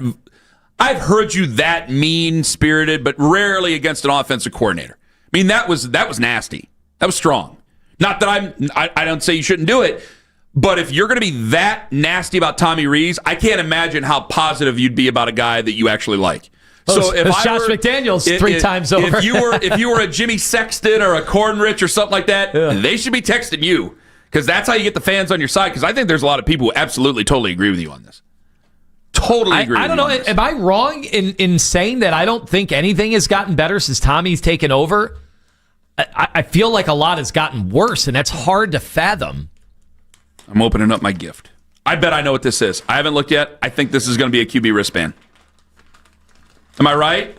Come on. Oh, Owen's got a gift too. Oh my gosh, Mitch, you bastard! This is fantastic, Mitch. You bastard! That's pretty good. He got me a 2023 Michigan National Champions koozie. Mitch, stop. No. What did he get you? You're taking it. This is nice. This is like legit gear. You gave him a sweater? Well, who was nicer to Mitch all these years? I was nicer to Mitch all these years. Oh, put it on the poll, Mitch. So then only what he said about you. Only you get to participate in the poll. So I have a bit of a lie to tell you guys. I had a lie to tell you guys. You're staying? Ken's gift is fake. That is our boss Keith Britton's gift. This is a real gift. I couldn't wrap it in time. It just got here yesterday. That's pretty good. Oh my God! Penn State? Is it Penn State? Mitch! Yeah. Oh my God! Come on! I forgot today was your last day. I got you a gift card and I left it at home. That's sorry. all right. Though it sounds like a total excuse, but no, because I was like, I've gotten him gift cards for the gifts for holidays before. This is unbelievable. This is we need Mitch to go. I gotta tell people what it is. It's a Dale Earnhardt car. That's the 1998 Daytona 500 car with Dale on top of it. This is from the 98 Daytona 500. Is that a good Dale race or a bad Dale race? That was a good Dale race. Okay. There's only one bad Dale race. Well, I wasn't sure the year. There's only one bad one. Owen, what'd you get? He got you a mug. I got a blank mug until you turn it around. Oh my gosh! And it doesn't say Oklahoma on it. It says O.L. Owen Lotteman. That's the Oklahoma logo. Well, it's half of it. Come on. This is too nice. My name's not Owen Udeman. This is too nice to us. Owen's picking it apart. No, all right, I appreciate this. I gotta get you smash. I don't know what I gotta do with the I gotta get him something. I gotta get him something. Yeah, thank you, Mitch. This is like good This is stuff. meaningful. This is meaningful. The only thing I like more than getting gifts at Christmas time is giving gifts. Kenny, it's a Jan sport. I got a Jan sport. That was a big The eBay only find. thing I like more at Christmas time than getting gifts is boozing and getting out on bourbon. time. Yeah. Yeah, sorry. Boy, if I would have known this, I would have tried to get rid of Mitch much earlier. I'd like to end 2025 the way we started it, 3 minutes late. Sorry about that. I apologize. I didn't realize I was going to get this kick-ass Dale Earnhardt car. Oh, Mitch, we're going to have to hug it out now with at the end of the show. background and everything. But I have to call in can I just question its authenticity for a moment? Because it doesn't smell like cigarettes. Legitimate NASCAR merchandise smells like cigarettes. You got to watch out because there's a wall right behind you, and you never know when that thing's going to go right in. You stop it right now. Radu says, have the who is nicer to Mitch poll. I was nice to Mitch. I told him the truth. I was the one who's nice to Mitch. I care about Mitch. You don't care about Mitch. You didn't meet Gary. I met Gary. I don't need to defend myself against you, you animal. I know how I feel. I don't need to defend myself against him. Hell with you. Who else can we have retire? So we get more gear, more merchandise. Well, by the time Daryl actually gets on the show, he'll be retired too. Hovanek's on his way out. Maybe we can get him to call in and cuss out some former coworkers for us. What a best day. Yeah, Daryl's going to join us here if we ever get the break. Sorry about that, Owen, but it's the holiday season. Sorry, you're a liar. Ken Carman, Anthony Lima, Owen Laudeman, who we very much love and respect, and Mitch for another couple hours on the Fan. Friends, Ken Carman here for Kane.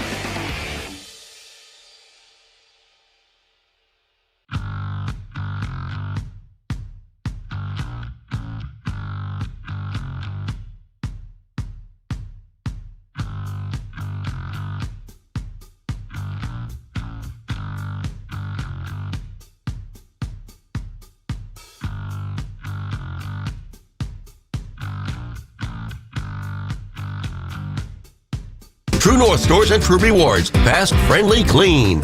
There's moderate congestion 176 south from Spring Road to 480 and 71 north from Denison to 176. This is Joe Checkeye for 92.3 The Fan. All day long. All day. All the time. At work. 923thefan.com and the Odyssey app. Check it out.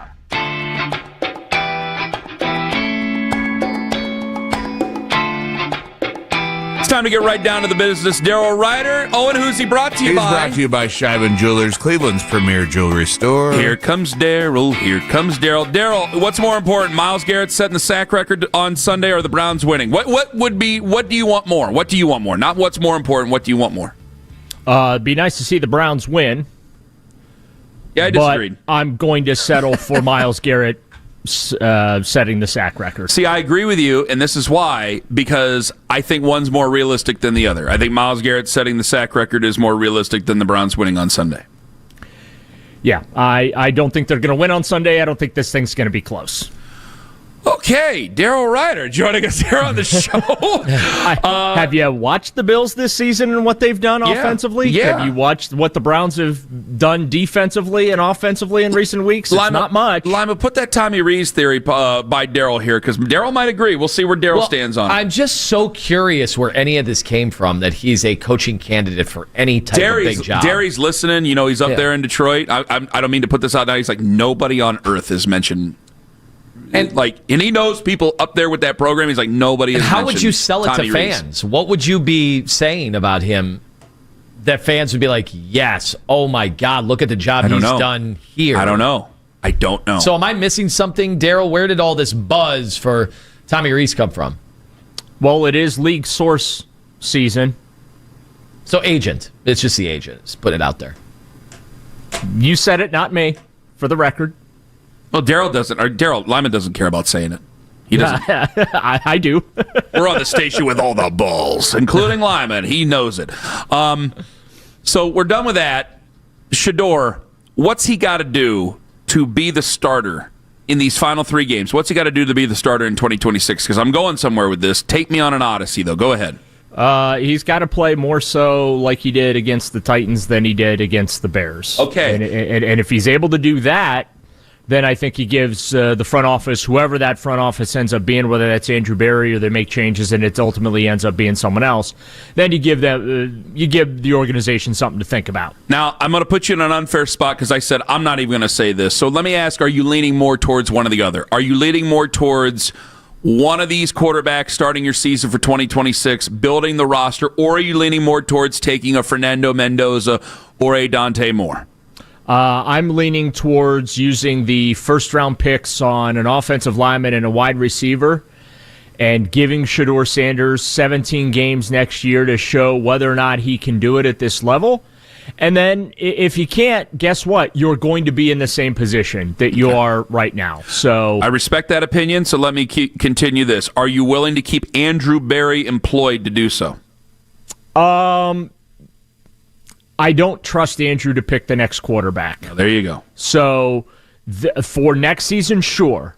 The problem is, though, the 2 primary areas of need seem to be his blind spot, and that's offensive line and that's wide receiver.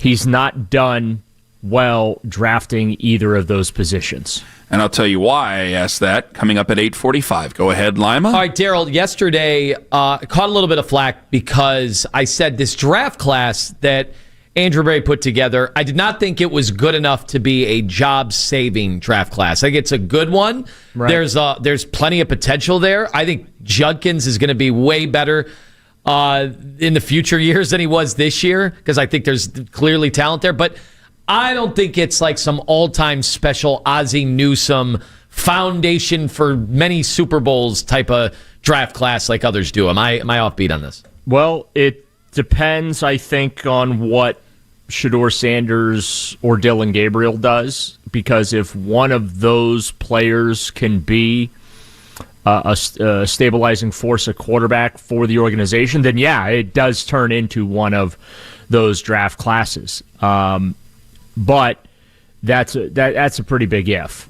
I will say this. I think Mason Graham has had a solid rookie season. Carson Schlesinger arguably should be the defensive rookie of the year, hands down.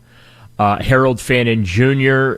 Is leading the team in catches right now. He's basically become the safety blanket for Shedeur Sanders. He got 14 targets last week, and is a player that one of few players that I think Shedeur actually trusts throwing the football to.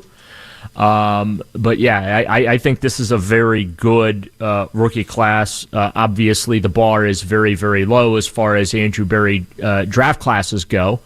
But the fact is, he got picks this year early in the draft, and he seems to have done a really good job selecting quality players with those picks. Doesn't look like he's got many misses early. Earlier in the show, Daryl, I had a point. Lima, did you disagree with me on my Myles theory, or did you agree? I think you agreed with me. I agreed with you. I tried to poke holes in it, though. Well, you should. I mean, that's the whole point of the show, right? My theory is that I think Browns fans greatly respect Myles Garrett. I don't find that he's beloved by Browns fans the way that Nick Chubb is, or as Cleveland fans are concerned, like Nick Chubb, Jose Ramirez, Joe Thomas, LeBron, those guys. I actually agree with that. I do think Browns fans like and respect Myles. Obviously, the trade request and some of the things he said during Super Bowl week have not been forgotten. I think that there is a perception out there, and I certainly understand why, that the only reason Myles Garrett is still here is because of the money. For $40 million, the Browns basically bought his loyalty. Whereas Jose Ramirez, they didn't buy his loyalty. He took a massive hometown discount to stay here. Donovan Mitchell committed to the Cavaliers. And so, yeah, I would understand why you would not group Myles into that group based on fan affection or fan feeling. All right, Daryl, the one thing that is always interesting to me is the type of caveats we have on these players. Like, we had a caller earlier today say he spent all this money, him and his buddies, to go out to Vegas, and Myles Garrett, who dominated that game, let's be real, he was the reason they won that game. There were other guys that helped, but it was Myles Garrett's win. And you would have thought a fan would be eternally grateful that he got to see a Browns win. There aren't many of those to come by these days. Only 144 of them since 1999. It's been a rare occurrence, and they're rarely bunched together. Right.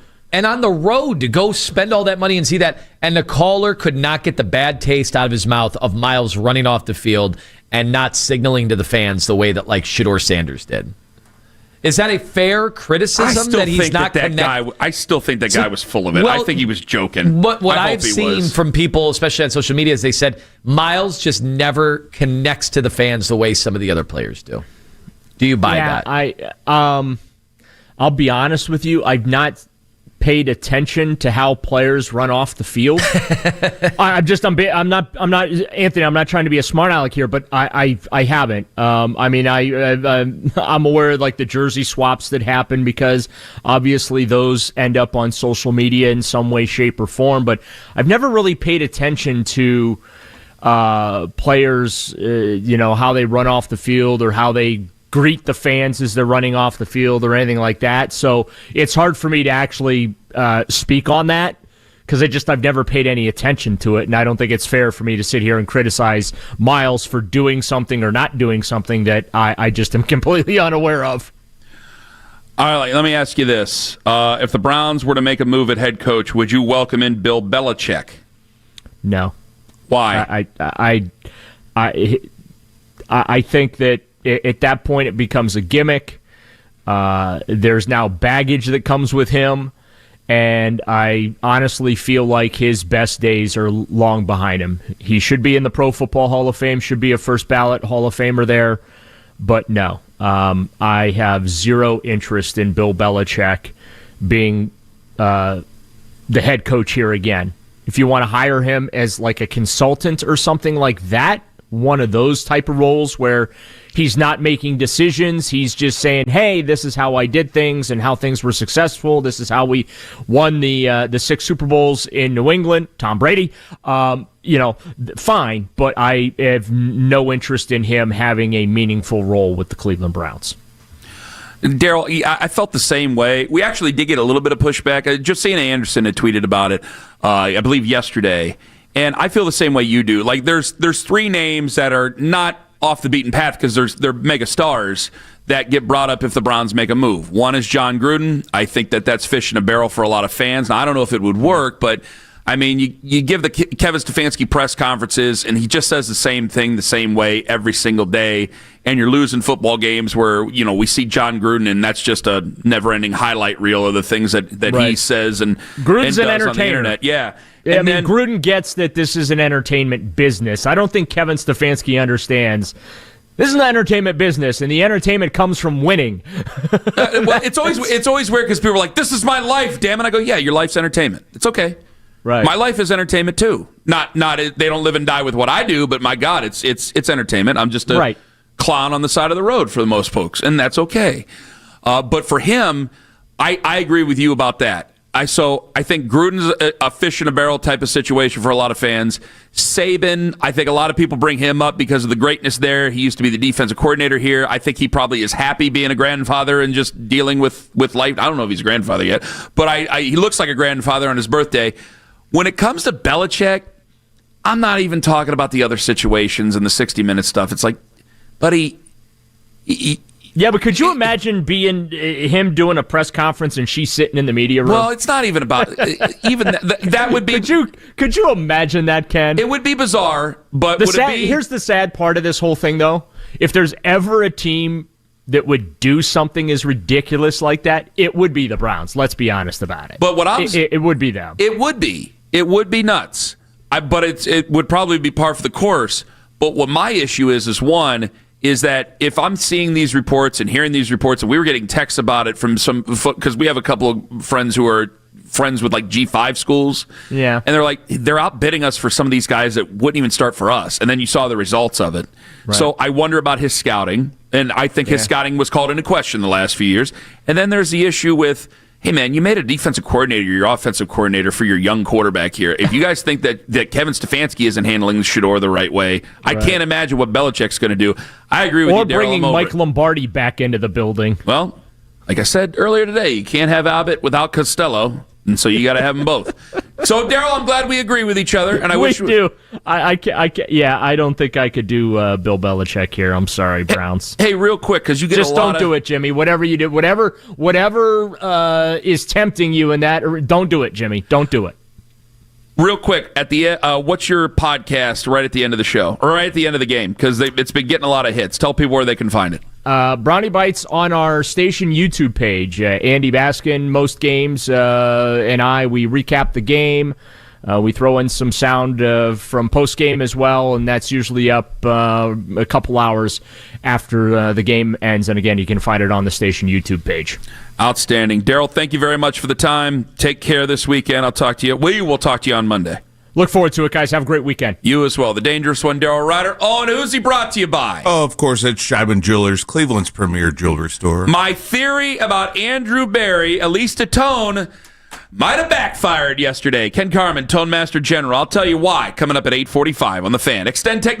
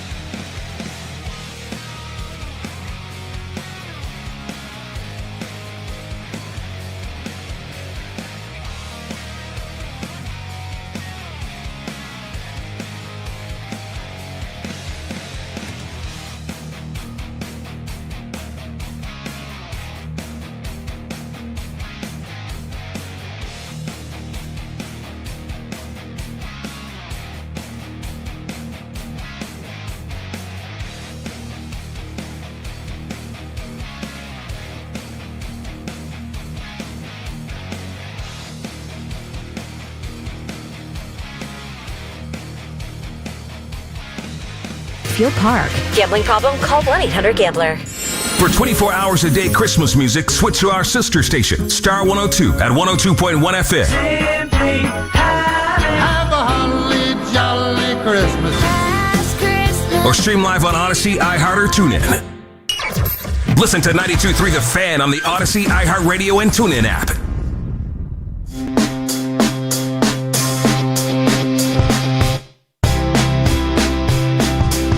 There's a possibility that either Andrew Berry or Kevin Stefanski stay after the season. I don't think anybody's going on Monday. I don't think anybody's going the Monday after. Maybe the Monday after is when people go. I don't think anything's happening unless Kevin Stefanski pulls like a Gary Templeton to everybody and just starts giving everybody the bird. I don't think it's going to happen. So I think they're safe until the end of the year, but I also think there's a possibility that one of them goes and one of them stays. And I think that most people would believe it's going to be, if one of them goes and one of them stays, Andrew Berry would stay, right? Right? I think so, yeah. Okay. At this point, And yesterday I touted that if Andrew Berry is the one who stays, I'm less likely to believe that they're going to draft a quarterback. I did not know how many people were excited about that possibility. Now, there's been a lot of arguments this week, and I think it's just too early, and we don't have all the information, so I'm not going to get into it. I don't want to get into it too much about whether or not to let Shedeur Sanders be the starting quarterback next year, all of next year, or have him compete with Deshaun Watson or whatever, or take Fernando Mendoza or Dante Moore. It's been a conversation, and I have not made up my mind yet on what I'd really like to do. Fernando Mendoza seems like a really, really, really great talent, but we'll definitely see more because every one of these games he's going to be judged by. And he's got to obviously play in more than one. If they leave Andrew Berry in there, I do believe that you're less likely to take a QB. But is that a good thing or a bad thing? Because you may be less likely to take a good QB, and people might be like, great. But it's like, well, you still have Andrew Berry has to execute those picks. Now, he was good last year. Does 1 out of 5 mean enough for him to stay for fans? I've seen a lot of fans come around because of this draft class, and they're like, well, he finally proved that he could do it, so why would we show him the door now, despite all the losses, despite all the stuff simmering behind the scenes, in addition to how he assembled the quarterback room and really omitted any kind of future planning when it came to that offensive line, which looks like they're going to be in a dire situation next year. Like, it's not going to be a good spot next year. And it startles you because it's like, well, I don't know if Shedeur's ever going to be in a good spot here. So it's almost set up like, even if he were here next year, well, if the offensive line's that bad, he's going to be set up for failure again, and we're just going to stretch this out. And my theory is with a lot of people, and I'm going to fight this no matter what, is that I don't want to hear it just because you're afraid to take a quarterback because of the history. Because I think you're going to talk yourself into being afraid of Julian Sain by the end of next year, or Arch Manning, or Lenoris Sellers, or so many others. I just think there's people who are afraid to take any quarterback. That typically happens around this time of year. Mm-hmm. I don't know why fans get so scared. I guess they think if we take the wrong quarterback, we're going to be locked in for 5 years. And I just don't think the league works like that anymore. I think they don't want to get their feelings hurt. They don't want to waste more time. I think it's harder to know what you're looking at with QBs. I mean, before there was a prototype that you would look at and go, this guy's going to be good, and that's it. There's none of them like that. Like we keep wanting to say, there's no more. They're not a generational talent. Who's generational anymore? Who's going to be a generational guy? They might end up being generational, but you can't say it because I think it's changed from middle school on up for a lot of quarterbacks, and I could take the rest of the show to explain why I think that. I don't think we're ever going to be comfortable taking a quarterback for the foreseeable future, whether it be in Cleveland or really anybody. That pointed out, I'm not going to let a fear of quarterbacks dictate whether or not I think Andrew Berry should stay or go if I'm the Cleveland Browns. Now, I don't want to be head over heels for one quarterback right now and not see the forest for the trees and start trading stupid things that I may not really want to trade to go up and get them, which is something the Browns may be very willing to do because of their history. So there's a lot that's not left to be said. But I was surprised that people were thinking, well, there are plenty of people who are very critical of Andrew Berry, whereas as long as he's willing to leave that quarterback in there, whether it be Shedeur or even Deshaun Watson, I think people have opened up to more, then as long as they're not drafting that QB, then fine. Go right on ahead and leave him in there. I don't know if that's the reason I would want to leave him in there.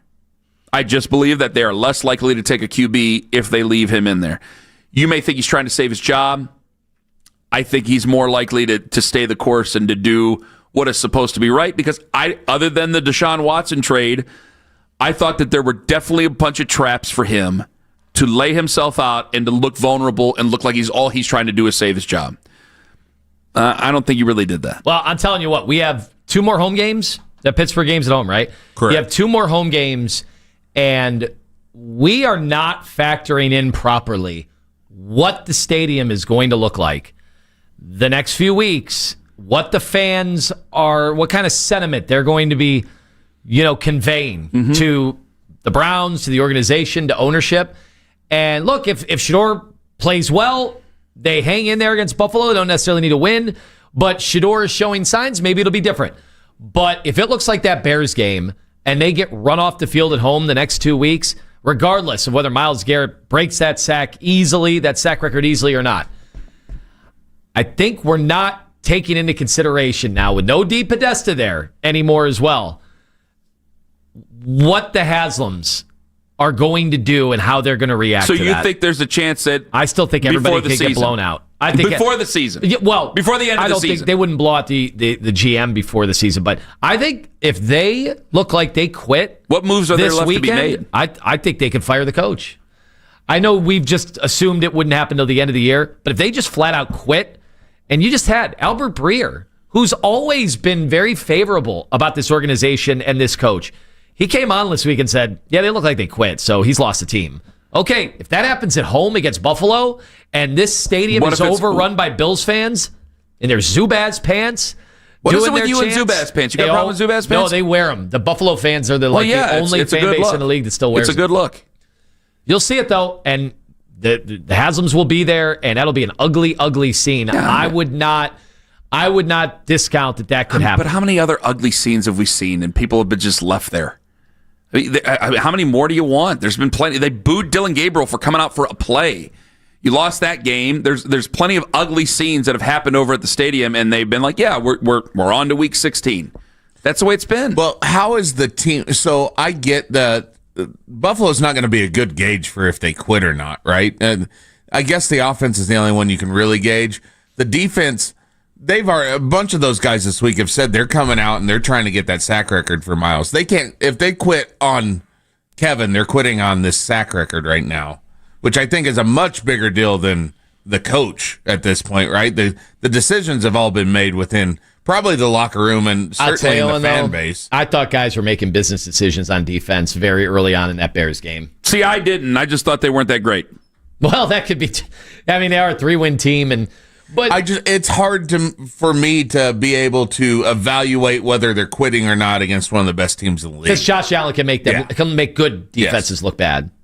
I do get that. I just think when you could tell how guys are going to tackle, and when that second level is wide open the way it was last week, that just doesn't seem like Cleveland Browns. I just don't think they were very good in the second. You just said the second level. They're not very good back there now without Denzel Ward. Well, they haven't been good against the run for 2 weeks, and Schwartz was asked yesterday about 31 points in 2 consecutive games, and I mean it's not been good. A lot of that's field positioning from special teams. Yeah, I totally special agree. Teams is screwing up a lot of this. 52-yard kickoff returns, then you're giving up 17-yard kickoff returns. I think that putting plays out of your into own it. end zone. Well, and your rookie quarterback has to start his first drive on the 1 in horrible weather conditions. And without Malik Collins, you're seeing how those pups on the defensive line are struggling to hold down the fort with the run. That's why they had to go out and get Mo Hurst, because they knew they were in trouble the second they knew it. And by the way, they probably knew this well before we did.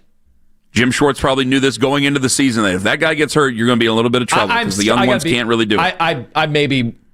I'm guilty of totally underrating his presence. Who, Malik Collins? Yeah. Oh, I thought you were going to say something crazy. Coming up next, Nathan Zagura going to join us on the show. Then at 9:45, coming in hot. Please keep your comments within the boundaries of good taste.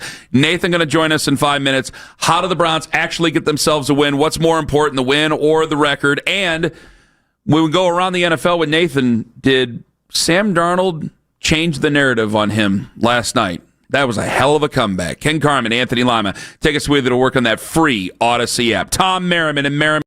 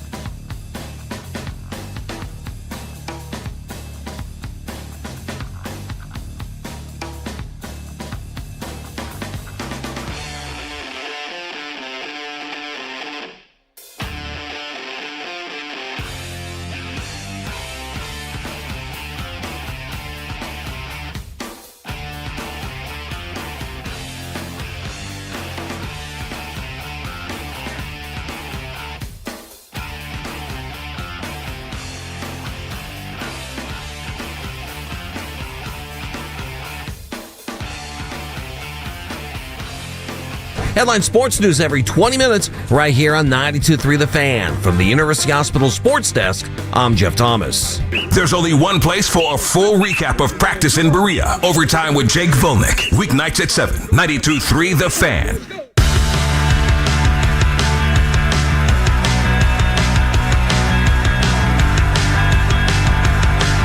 It's ticket time! Cigar moment. Ticket time! Ticket time. Enter the code word Jersey at 923thefan.com before 10 a.m. Your chance to see the Cavaliers take on the Charlotte Hornets. It's City Edition matchup time on Monday, December 22nd, 7 p.m. at Rocket Arena. Get your tickets at Cavs.com/tickets. So that's Jersey, Jersey, at 923thefan.com. By the end of the hour, it's all from the Cavaliers and Sports Radio, 923 The Fan. Looking at the YouTube comments on the YouTube chat, it says, we are so lucky to have Ken hosting today. Now we have the privilege of staring at that fat tub of lard all day. If I were him, I'd walk my fat ass into oncoming traffic. That, of course, brought to you by Scheiben Jewelers, Cleveland's premier jewelry store. I think it'd be bad news for the traffic. It's actually from the movie Billy Madison. But you can leave comments like that. Yes, you can. On our free YouTube channel, which is at 92.3 The Fan on YouTube. You can watch us live. There you go. And maybe you can walk your fat ass into traffic. You can tell me to walk my fat ass right into oncoming traffic. Nathan Zgura, he said it to me multiple times. Might have texted it to me this morning. Hello, Nathan. He's on the fan hotline. I would never. What an awful thing to say to somebody, Ken. Makes me sad. Then why have I heard it so many times and so many people are nice to me? I don't know. Maybe you need new friends. No. I love them all that way. All right, Nathan. Browns play the Bills on Sunday. The Bills, it feels like the first time since Thurman Thomas, have a running game. That's not good for us. What has Jim Schwartz done differently to try to thwart this? Because James Cook is certainly he's cooking. He's playing really well. Yeah, James Cook is playing very well. Second in the NFL in rushing, career high 1,415 yards, 5.2 yards a carry. They're the number one running offense in the NFL. If you look at Cook and Allen together, they basically rushed for 2,000 yards and 22 touchdowns already this season. So, yeah, that is a problem. Now, one of the things I want to point out when we're talking about a guy like James Cook, he's got 11 games with more than 100 total yards this year. That's the most in the NFL. But their offensive line is doing an excellent job. James Cook has 467 yards rushing before contact in the year 2025. 467. That's 33% of his rushing yards this season. To contrast that with Quinshon Judkins. Quinshon Judkins this year has rushed for 805 yards. Quinshon Judkins has 43 yards before contact. 43. James Cook has 467. So that shows you right there that, number one, our offensive line is not getting the job done for our running back. Their offensive line is 467 before contact versus 43. It is crazy. It's an appalling stat, to be honest with you. But James Cook, he has been dominant. They don't really have a true number one receiver there, so they rely on Josh Allen spreading the football around as he does. Khalil Shakir is their leading receiver. Dalton Kincaid, I don't know if we'll see him. He leads the team in tight ends. Dawson Knox has 3 tight ends himself. Keon Coleman's got 4. So they kind of spread the ball around. But when on the ground, it's James Cook. It's design runs for Josh Allen. Then Josh Allen, obviously, so effective at scrambling at his size at 6'5", 237. He's got at least 12 rushing touchdowns in 3 straight seasons, 77 rushing touchdowns on his career for Josh Allen, by the way, who's 1 touchdown away from becoming not only the youngest player by about 2 years, but also the fastest player by about a season to reach 300 career offensive touchdowns. So you got the reigning MVP. You've got a guy who's got to be in consideration, I would think, for Offensive Player of the Year in James Cook. So this is a very difficult offense, and the Browns' defense the last few weeks on a run defense perspective, they've given up those explosives, and that's what James Cook does as well as anybody. Well, I'm glad you brought that up because, there's been some groans about Quinshon Judkins here over the last couple of weeks, and Shedeur Sanders has been your leading rusher over the last couple of weeks, which people don't really want that, and neither do I. But now Quinshon Judkins is taking a little bit of blame, and I'm going, his offensive line is not able to run block. He's had trouble, and I think that can be very frustrating for Judkins. Yeah, he's been hit behind the line of scrimmage on more than half of his carries this year. He has one of the highest percentages in the NFL of his total rushing yards being yards coming after contact. We know right there because it's 5.6 before, it's 94.4% of his yards are coming after contact, where it's just 66% for James Cook. So he's in an impossible situation.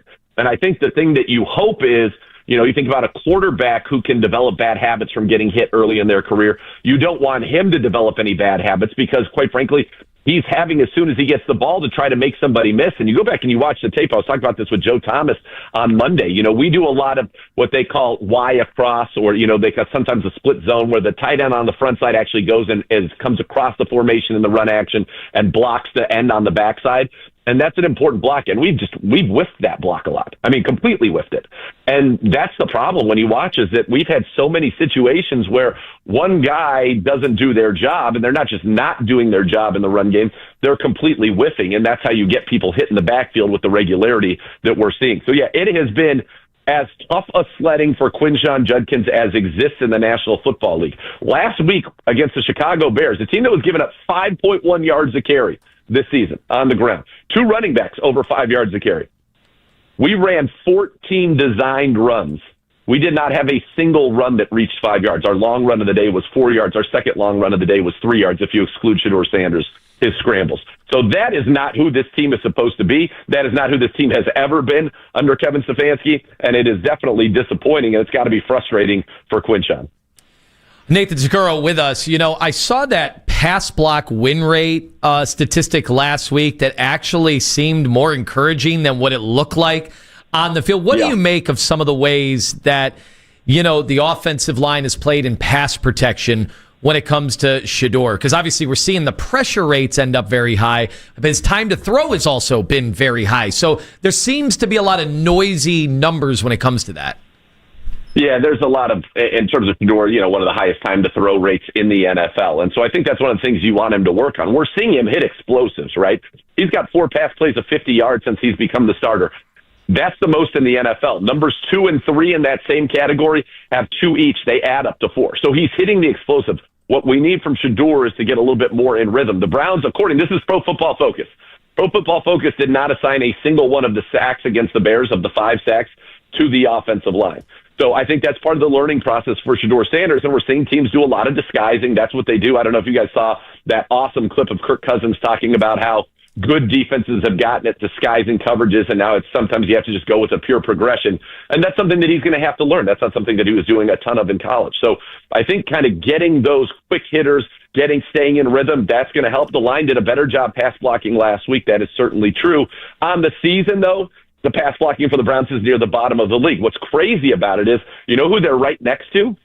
The L.A. Rams. And Matt Stafford is having absolutely no problem throwing the football. We saw last night when he threw for 450 yards there. Puka Nacua was over 200. So I think part of that is his knowledge, obviously his talent. This is the number 1 overall pick, but there are opportunities to, I think, be a little bit more consistent in the pass game, and that's the evolution for Shedeur. He's hitting the big plays, and boy, do we love that, but we need to kind of have a little bit more consistency. We started to see that, I think, a little bit against Tennessee, where it was a little more in rhythm. This week, the Browns were just so behind the 8 ball early. I think it just was very, very tough for this offense and for him, certainly, to operate. What is Pro Football Focus? Have they ever explained their process about blaming or crediting, which is bad credit, an offensive line for sacks or the quarterback for sacks? That's all 5. That's pretty glaring.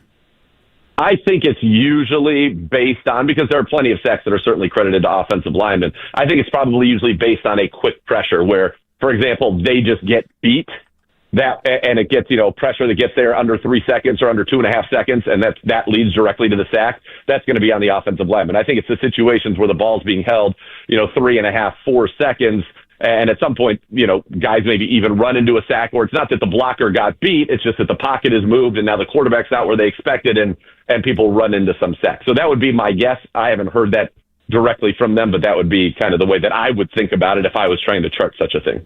You and Andrew very critical, and rightfully so, of the special teams over the course of really the entire season. But we've gotten to this point, and I did ask just from, and I know that you talk to people in the building and people that could analyze such things. How could it be that their coverage units are this bad? Is it the strategy, or is it they don't have the right players, or they're not accessible? Those players aren't even accessible that they could use on special teams to this point. It's a great question, and I think if there was a simple fix, it would be fixed already, right?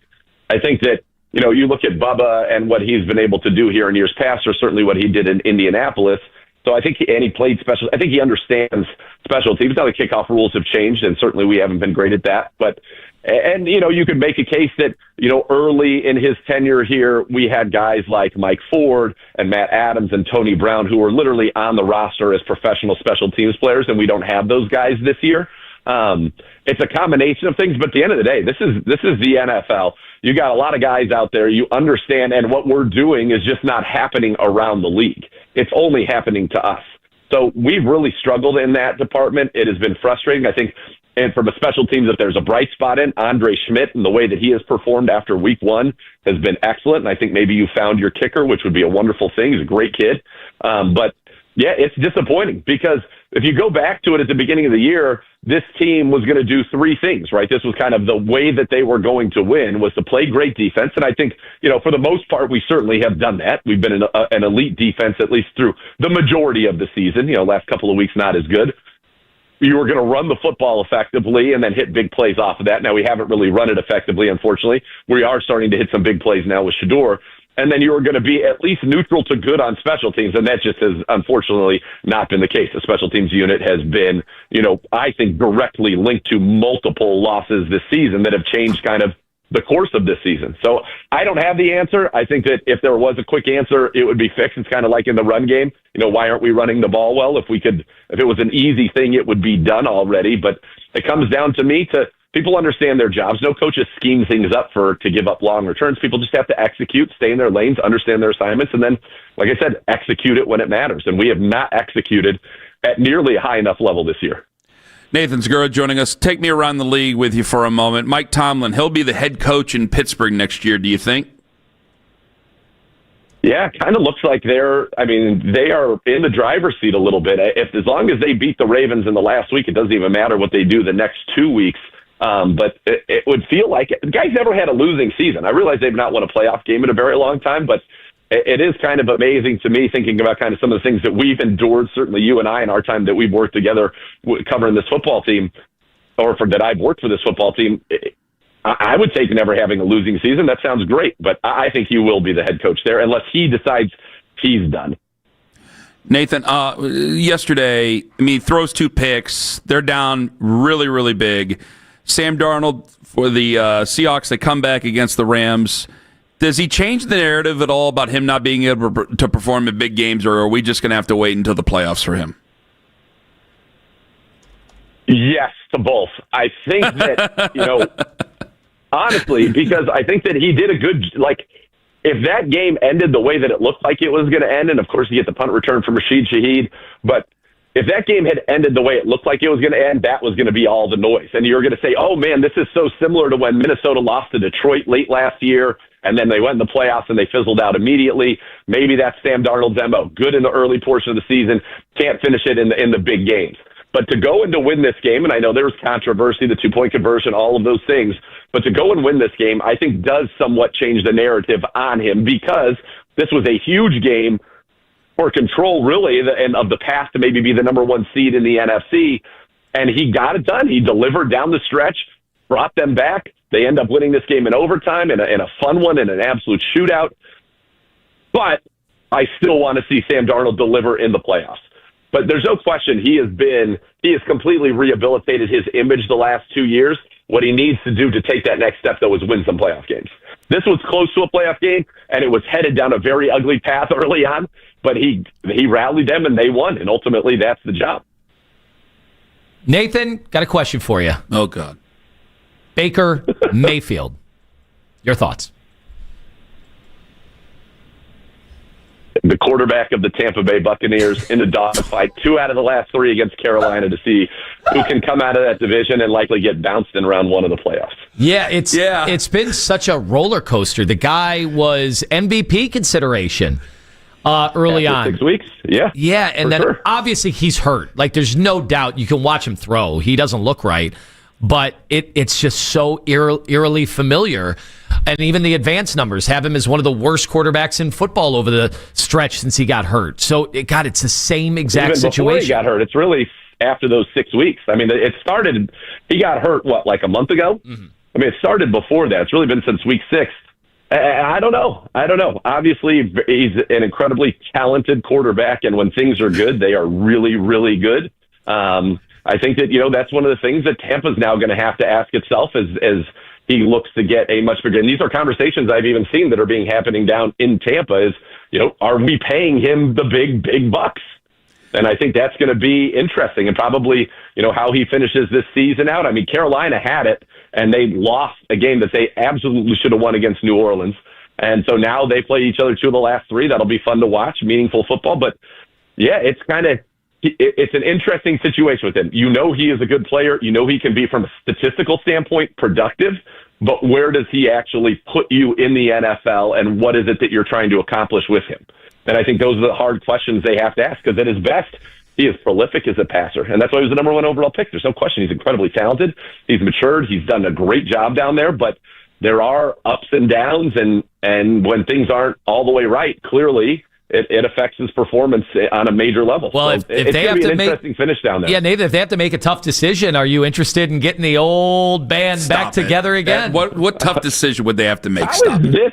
How in the world is this what we're talking about right now? Because it's this show. You're on this show. You know how this show is. I like to monitor the rest of the NFL. Yeah, you know how this works. Especially the NFC South. But didn't we just talk? Oh, you weren't. I guess, you know what? We talked about him last week, Lima, but you weren't in, right? I was not here. Nope. You weren't. Yeah, so that's why I'm getting the back-to-back. Okay, I got it. Well, this is the thing. I thought about this yesterday, that it's been so long since we've done the name question. We're like, Nathan Zagura with us on the show. Nathan Baker Mayfield, and then we just pause. And it's been so long, and he did that to you, and I wanted to kill him earlier today, and now I wanted to hug him. Because it was like, of all the people, and Nathan, just this long pause. He's the quarterback for the Tampa Bay Buccaneers. I just wonder, is Baker filming too many commercials again? 216. I brought that up. It's either A, he's playing injured and there's a problem. B, he's not as great as what he starts out the season, which is probably the most true. Or C, he just can't do commercials. He can't take success. That's the one you don't want. It's the one you don't want. I just think I think he has an unbelievable amount of talent, and when it's going good, it's going really, really well. And when he is a little bit off his game, whether that be injury or for whatever reason, it looks unplayable. It's a little bit tougher for him. It's tougher for him, because he did at the beginning of the season when he was running through that MVP thing through those kind of 6 weeks. That's when he was leading them down on game-winning drives, kind of every single game. I think the first 4 games, if I'm not mistaken, or 4 out of the first 5, something like that. And, that had not been necessarily his MO throughout his career. And you thought, okay, maybe now he's kind of put that piece of it together. But as the season's gone on, that hasn't been the case. But he's really talented. So his good is always going to be really good. Yeah. And he's got the charisma. He's a leader. The guys in the locker room down there in Tampa certainly love him. The question's going to be, what is the true ceiling? Like, at this point in his career, do we know what his true ceiling is as a quarterback? And I think what I said last week about it was, I think he's better, and I said this clearly. I think he's better. But you go back and look at what Andy Dalton did at some of those times with the Bengals. They were very good. They won the division a lot. There was a cap, it felt like, on where it ultimately could go. And that's the question with Baker. What is the actual cap on where it could go? And if he could go on a great run and get in, I think people are looking at the playoffs this year as the most wide open they've ever been. They are. Live has got you going. The 4 seeds on both sides, I'd say, for whoever comes out of if the Steelers come out of our division, I think the consensus would be that's not a team that can win the AFC. Sure. If the Ravens come in, you never know, because it's the Ravens. Yeah. But in the NFC side, I'm pretty sure that the consensus will be whoever comes out of the NFC South, whether it's Tampa or Carolina, that they're not going to come out of the NFC. And so that's kind of just the question that teams have to ask themselves. And listen, we know how hard it is when those are conversations we'd love to have. Like, are we good enough to win a Super Bowl? Yeah, we're good enough to win a division. Are we good enough to win a Super Bowl? And hopefully those are conversations we can have, and the answer to both could be yes. But right now, that's not where we are, which is unfortunate. Nathan, thank you very much for the time. All the best. You got it. Thank you. Thank you, Monfrere. Nathan Zagura on the Fan Hotline. Coming up in 5 minutes. I think it's too little too late for this for this team in Cleveland. And There's some things you just can't tell your wife. Ken Carman, Anthony Lima, live on the Fan. K&K Heating and Cooling, KNKHeatingandCooling.com. It is simple. You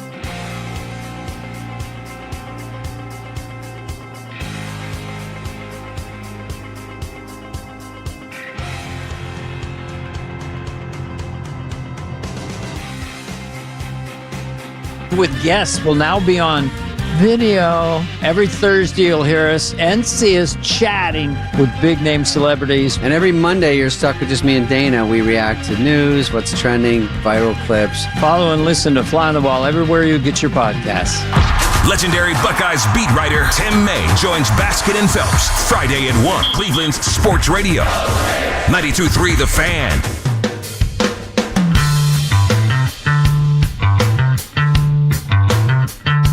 Cavs Surfside Report brought to you by the fine folks at Surfside, who ask you to please drink responsibly. I think this is too little too late. Here is Zach Lowe on the Zach Lowe Show on The Ringer. We were talking DEFCON 1 yesterday. He says DEFCON 1. Remember, that's the highest. The Cleveland Cavaliers. I said on Monday I was at DEFCON 2 with them. I'm elevating it to DEFCON 1. This looks pretty close to broken, and I'm at DEFCON 1. Where are you? I'm the same. I heard some grumblings, and this is very early on, that there might be a thing happening with the coach. That there might be some tuning out, or maybe the coach is starting to grate, maybe whatever. There might be some tension. I'm like, man, it's a little bit too early to be saying that. And then you just watch these guys play, and it's just a listlessness and a rudderlessness. You come off of a season where you have this breakthrough in the regular season. You have this horribly disappointing playoff, and you would think these guys would come out the gate with something to prove, super hungry. Like, you got bounced in the second round, embarrassingly. And instead, the opposite happens. And to me, it's almost like, once you taste the important games in the playoffs, it's hard to see take the regular. It's like, bro, you're not the 2002 Lakers, bro. Like, you don't get to do this. I don't know who's talking there with Zach Lowe. Big Waz. Is that who that is? I have no. I'm sorry. I wish I have no idea. It's also sometimes on the Young Turks, Kenny. Okay. And what is Big Waz's credential? He's on a lot of the podcasts. Okay, so he's just a prognosticator. Yeah. Well, that's fine. I've never heard of him. I've never heard of him either. I don't know what he looks like or anything. No idea. I think I agree with them. Nor have you heard, Owen, a bunch of the guys that have been beating up the Cavs this year on other teams. See, I'm about to lose my mind here. I'm about to start saying some nasty things that I might regret later on in the year, because I still think they're a talented basketball team, but I'm starting to reach my wit's end. Is you fired J.B. Bickerstaff. J.B. Bickerstaff was a guy who made you work. They brought in Kenny Atkinson. And was this guy not just the whisperer a year ago at this time? Universal praise. I just want to know. Was he the? Oh my God, he gets us so much more than. And we're talking about JB being like, hey, JB didn't really get him. This guy gets him. Now a year later, no. This is. I'm getting pretty worked into a shoot over this. You guys are who you are, and you guys are known as soft. So fire him and then fire the next coach, because I don't know if it's going to make a damn difference. It's not going to change. There's nothing about this is going to change. You could have Udoka be their head coach. My guess is if that guy was their coach, or any of the hard asses that we think about in the NBA, I think they'd immediately tell management, we need to ship some of these players out. Because they're good. They've got good players. I know. That's the hard part. Like Shams Charania says, well, the only people who are untouchable is Mitchell and Mobley. Yeah, no kidding. But guess what? You really can't make any, and he knows this, you can't really make any moves because you're in the second apron. So you look at the restrictions of a second apron team, which you are the only one. This is your team, man. This is really, really who you are. Yeah, they bet big that these guys were just going to continue to get better every single year. And I feel like they didn't pay attention to the rest of the league and some of the trends in the league. So now the other problem is, Kenny, I was talking to my buddy yesterday, and he's like, well, Merrill coming back and Strus coming back means all these bad shooting nights are going to go away. And I'm like, sure, that's fine. That still doesn't solve the playoff issues. Now we've got new regular season questions that we didn't have a year ago. Yeah. We need to fix those first before we can even consider what's going to happen come April and May. I'm trying not to lose my mind, but it feels like this could be. I thought it was going to rear its ugly head on Christmas, and it might noon. But you remember when Milwaukee was here? Was it last year?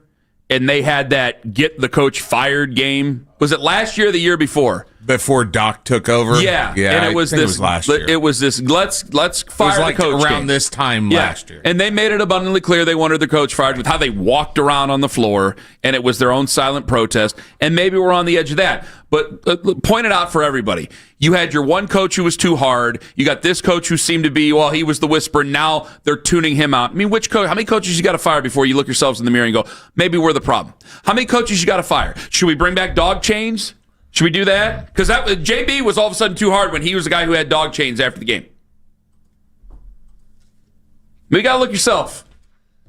Is there some things you just can't tell your wife, like you getting a deal on a Christmas gift for her? So I told Kenny this yesterday, and then I started polling people that I was having drinks with right after the big shopping extravaganza. You I had went drinks with a lot of people. And I started polling these women next to me, and I'm like, hey, can I tell my wife that I got a great deal on something I purchased for a Christmas gift? And the one was like, no. And the other's like, well, yeah, you share money, don't you? It's the same, all coming from the same pool. It's like, she's going to appreciate that you got a great deal. And the other's like, absolutely not. She's going to want to know that you spent big money on her. So can she see the receipts on your guys' statements? Oh, yeah. I mean, if she really wants to look, that's it. She will look. She will. It depends on if she'll really want to look. She probably won't.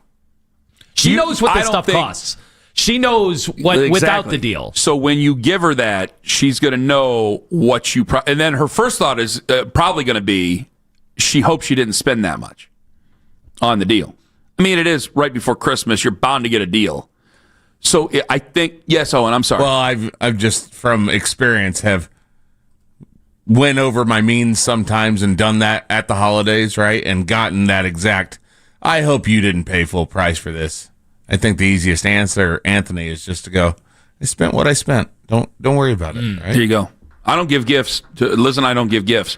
I think there's a big difference between married and single on this. Like, I do think a married, a partner would go, I hope he didn't spend this much on this. Oh, when the courting phase, I bought her a purse that was insane, was above the level of what I make and what I do for a living. And it was the courting phase. Like that was that. The courting phase. Was she pregnant at the time? I'm not sure. But it was the courting phase. So, well, when you're still courting and courting's got to end in about 9 months. Yeah, there is a deadline. But at that point, like, I don't think she would have wanted to hear, "Oh, I got a great deal on the streets of New York City for this." Like, no. That's not how that works. Yeah, don't tell her. Don't tell her about a deal. I wouldn't do it. Yeah, I wouldn't do it. It just, I think it takes away from the fun. I think it takes away from the thought. I wouldn't do it if I were you. No, we don't give gifts. She does not listen to the radio, so people will be like, "Oh, dude, she's." Yeah, but the problem is she will not hear this. The issue is that a bunch of people listen for her and then load her up with their thoughts of it. It's like when a player finds out, like we've been. I told you that Craig Robertson thing where somebody had told him, and then all of a sudden you had an issue. Like, no, it wasn't me. Somebody else. And then we had a big laugh. What a nice guy.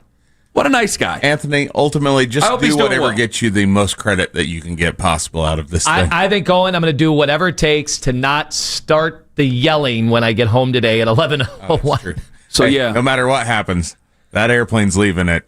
Oh, that's true. Oh, don't think I'm not hearing about that. Off you not go coming to home Chicago. till Sunday. Then you really don't want to be telling her that you got a deal on that. Oh, you're just going to be hanging out with your sister. I'm like, well, no, I got a football game. Oh, yeah, drinks and food and...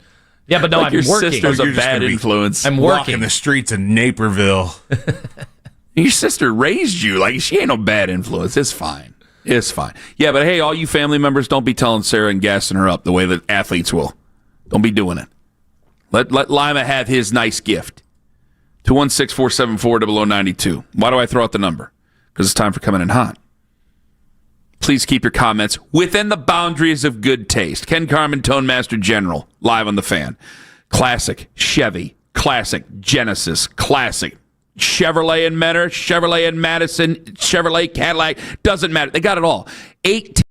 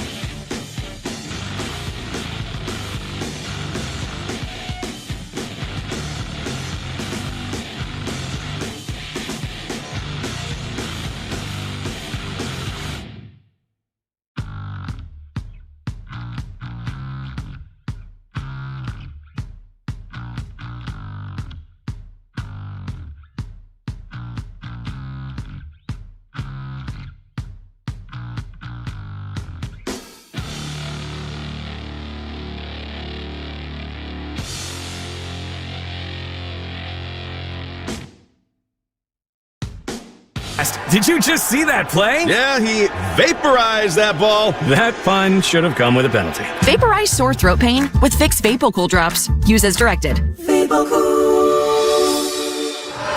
Going to the Cavs game tonight? Get the starting five during afternoon drive. And make overtime your post-game soundtrack as you head home. 92.3 The Fan. This is Coach Kevin Stefanski, and it's time for Coming In Hot. Hey, real quick before we go, do we tell everybody our major announcement for the Steelers game yet? Well, let's wait just to make sure, okay? Got to make sure my wife's going to allow me to be a part of that announcement. Oh, not after Naperville. Yeah, not after Naperville. Wait, what happens in Naperville? Stays in Naperville. We ready for Coming In Hot? Let's go. Away we go.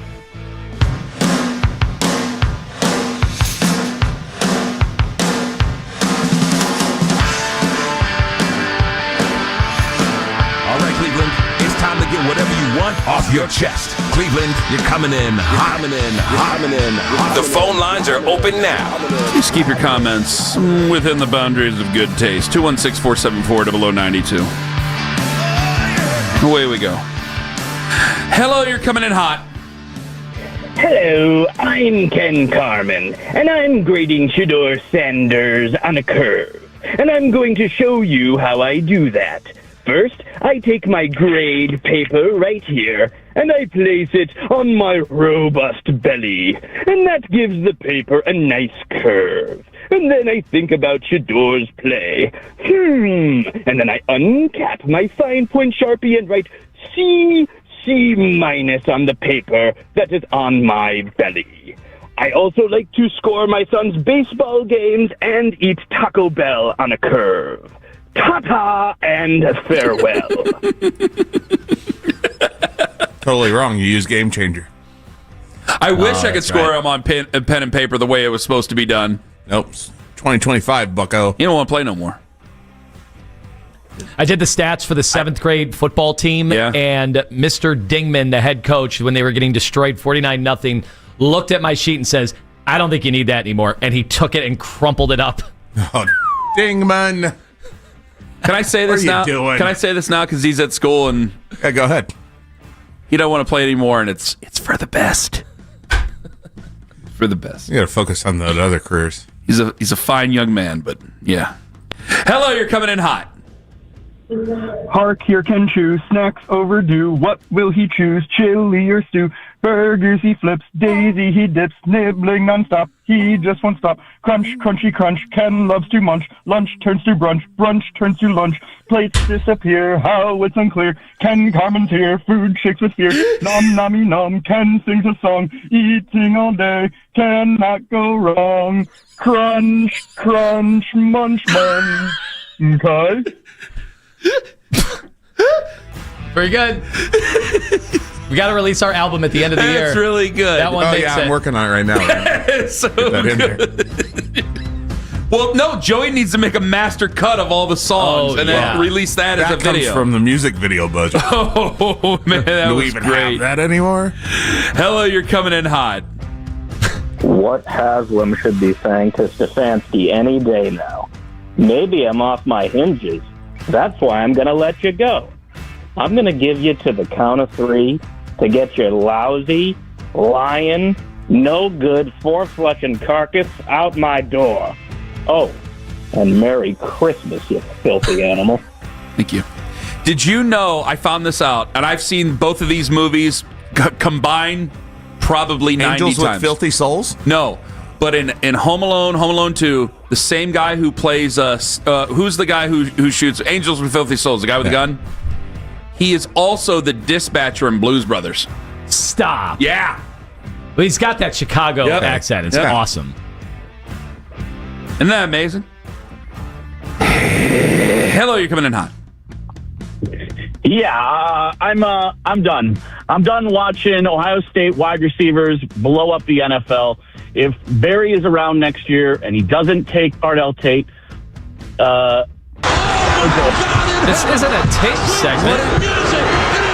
Let him get it off his chest. Yeah, you got 19 hours and 45 minutes a week.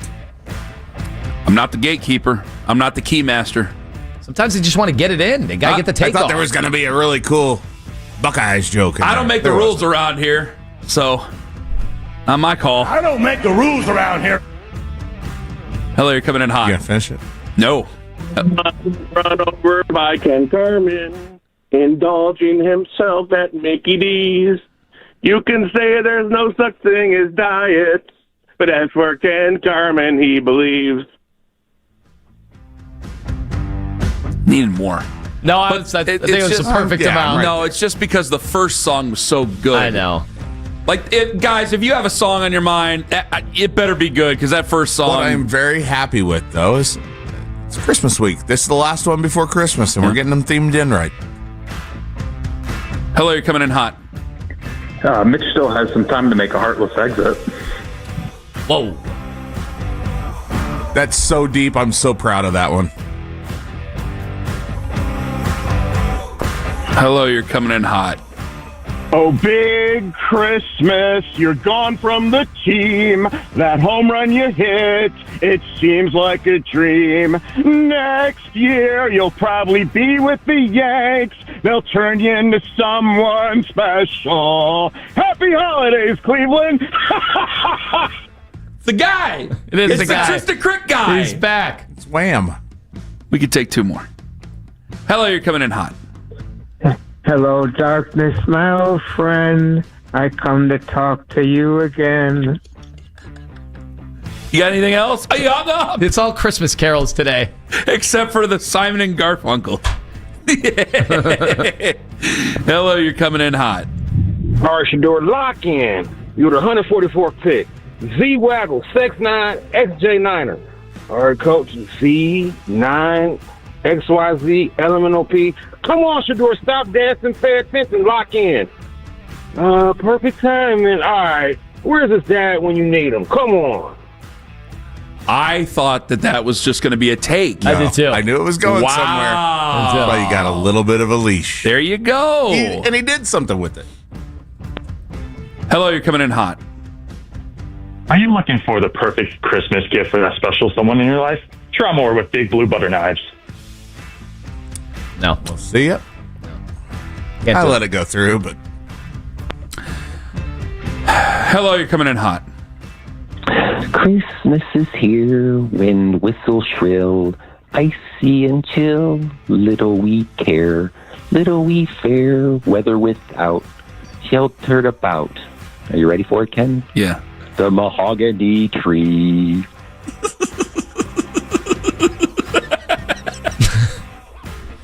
I've told that story once on the air, and somehow everybody remembers it. That is a big callback. At night. I told that story at night. Oh, you told it here, too. I told that's the whole story in the morning? Not the whole story, but that's... Well, there were two of them. There was Lady Mahogany, and she's a Hall of Famer. First ballot. And then there was Christian, and she was a first ballot. The other ones, you got to carry but those two carried the team. I think people respect Lady Mahogany, but they love that I like to rap in yeah, it's true. Knowing that my rap is going to be better, I know that those were enjoyable days. Sometimes you always think about when you were single, and I'm like, Lady Mahogany. Rhyme better with sweater. I'm looking up right now. I can see her right now. Sweater's coming again. Sitting here talking sports much as I'm back Monday, 6 to 10. They're not going to fire the coach, so we ain't going to win, but they ain't going to fire the coach. Thanks to Daryl, who joined us, Nathan Zagura, who joined us. Mitch, holy cow. And Mitch, thank you, man. Look at the merchandise. Nice guy. Thank you, guys. Nice guy. Take care, Mitch. Take care, everyone. Have a wonderful Tall Boy Friday. In the fourth quarter, he is the ultimate seal. And what you do is you go to the phone line because you know they're smooth and they know they can rhyme. I know my rap is not the greatest ever, but that's okay because I'm on to my next endeavor. I'd like to give a shout out to the Zach Gelb Show. I know that they are always on the go. They travel, they read, they sing, anymore. And they dance. Always take life as a risk or a chance. This is the end of my silly little rap. Thank you for paying attention and making sure that you're not booing, but you clap.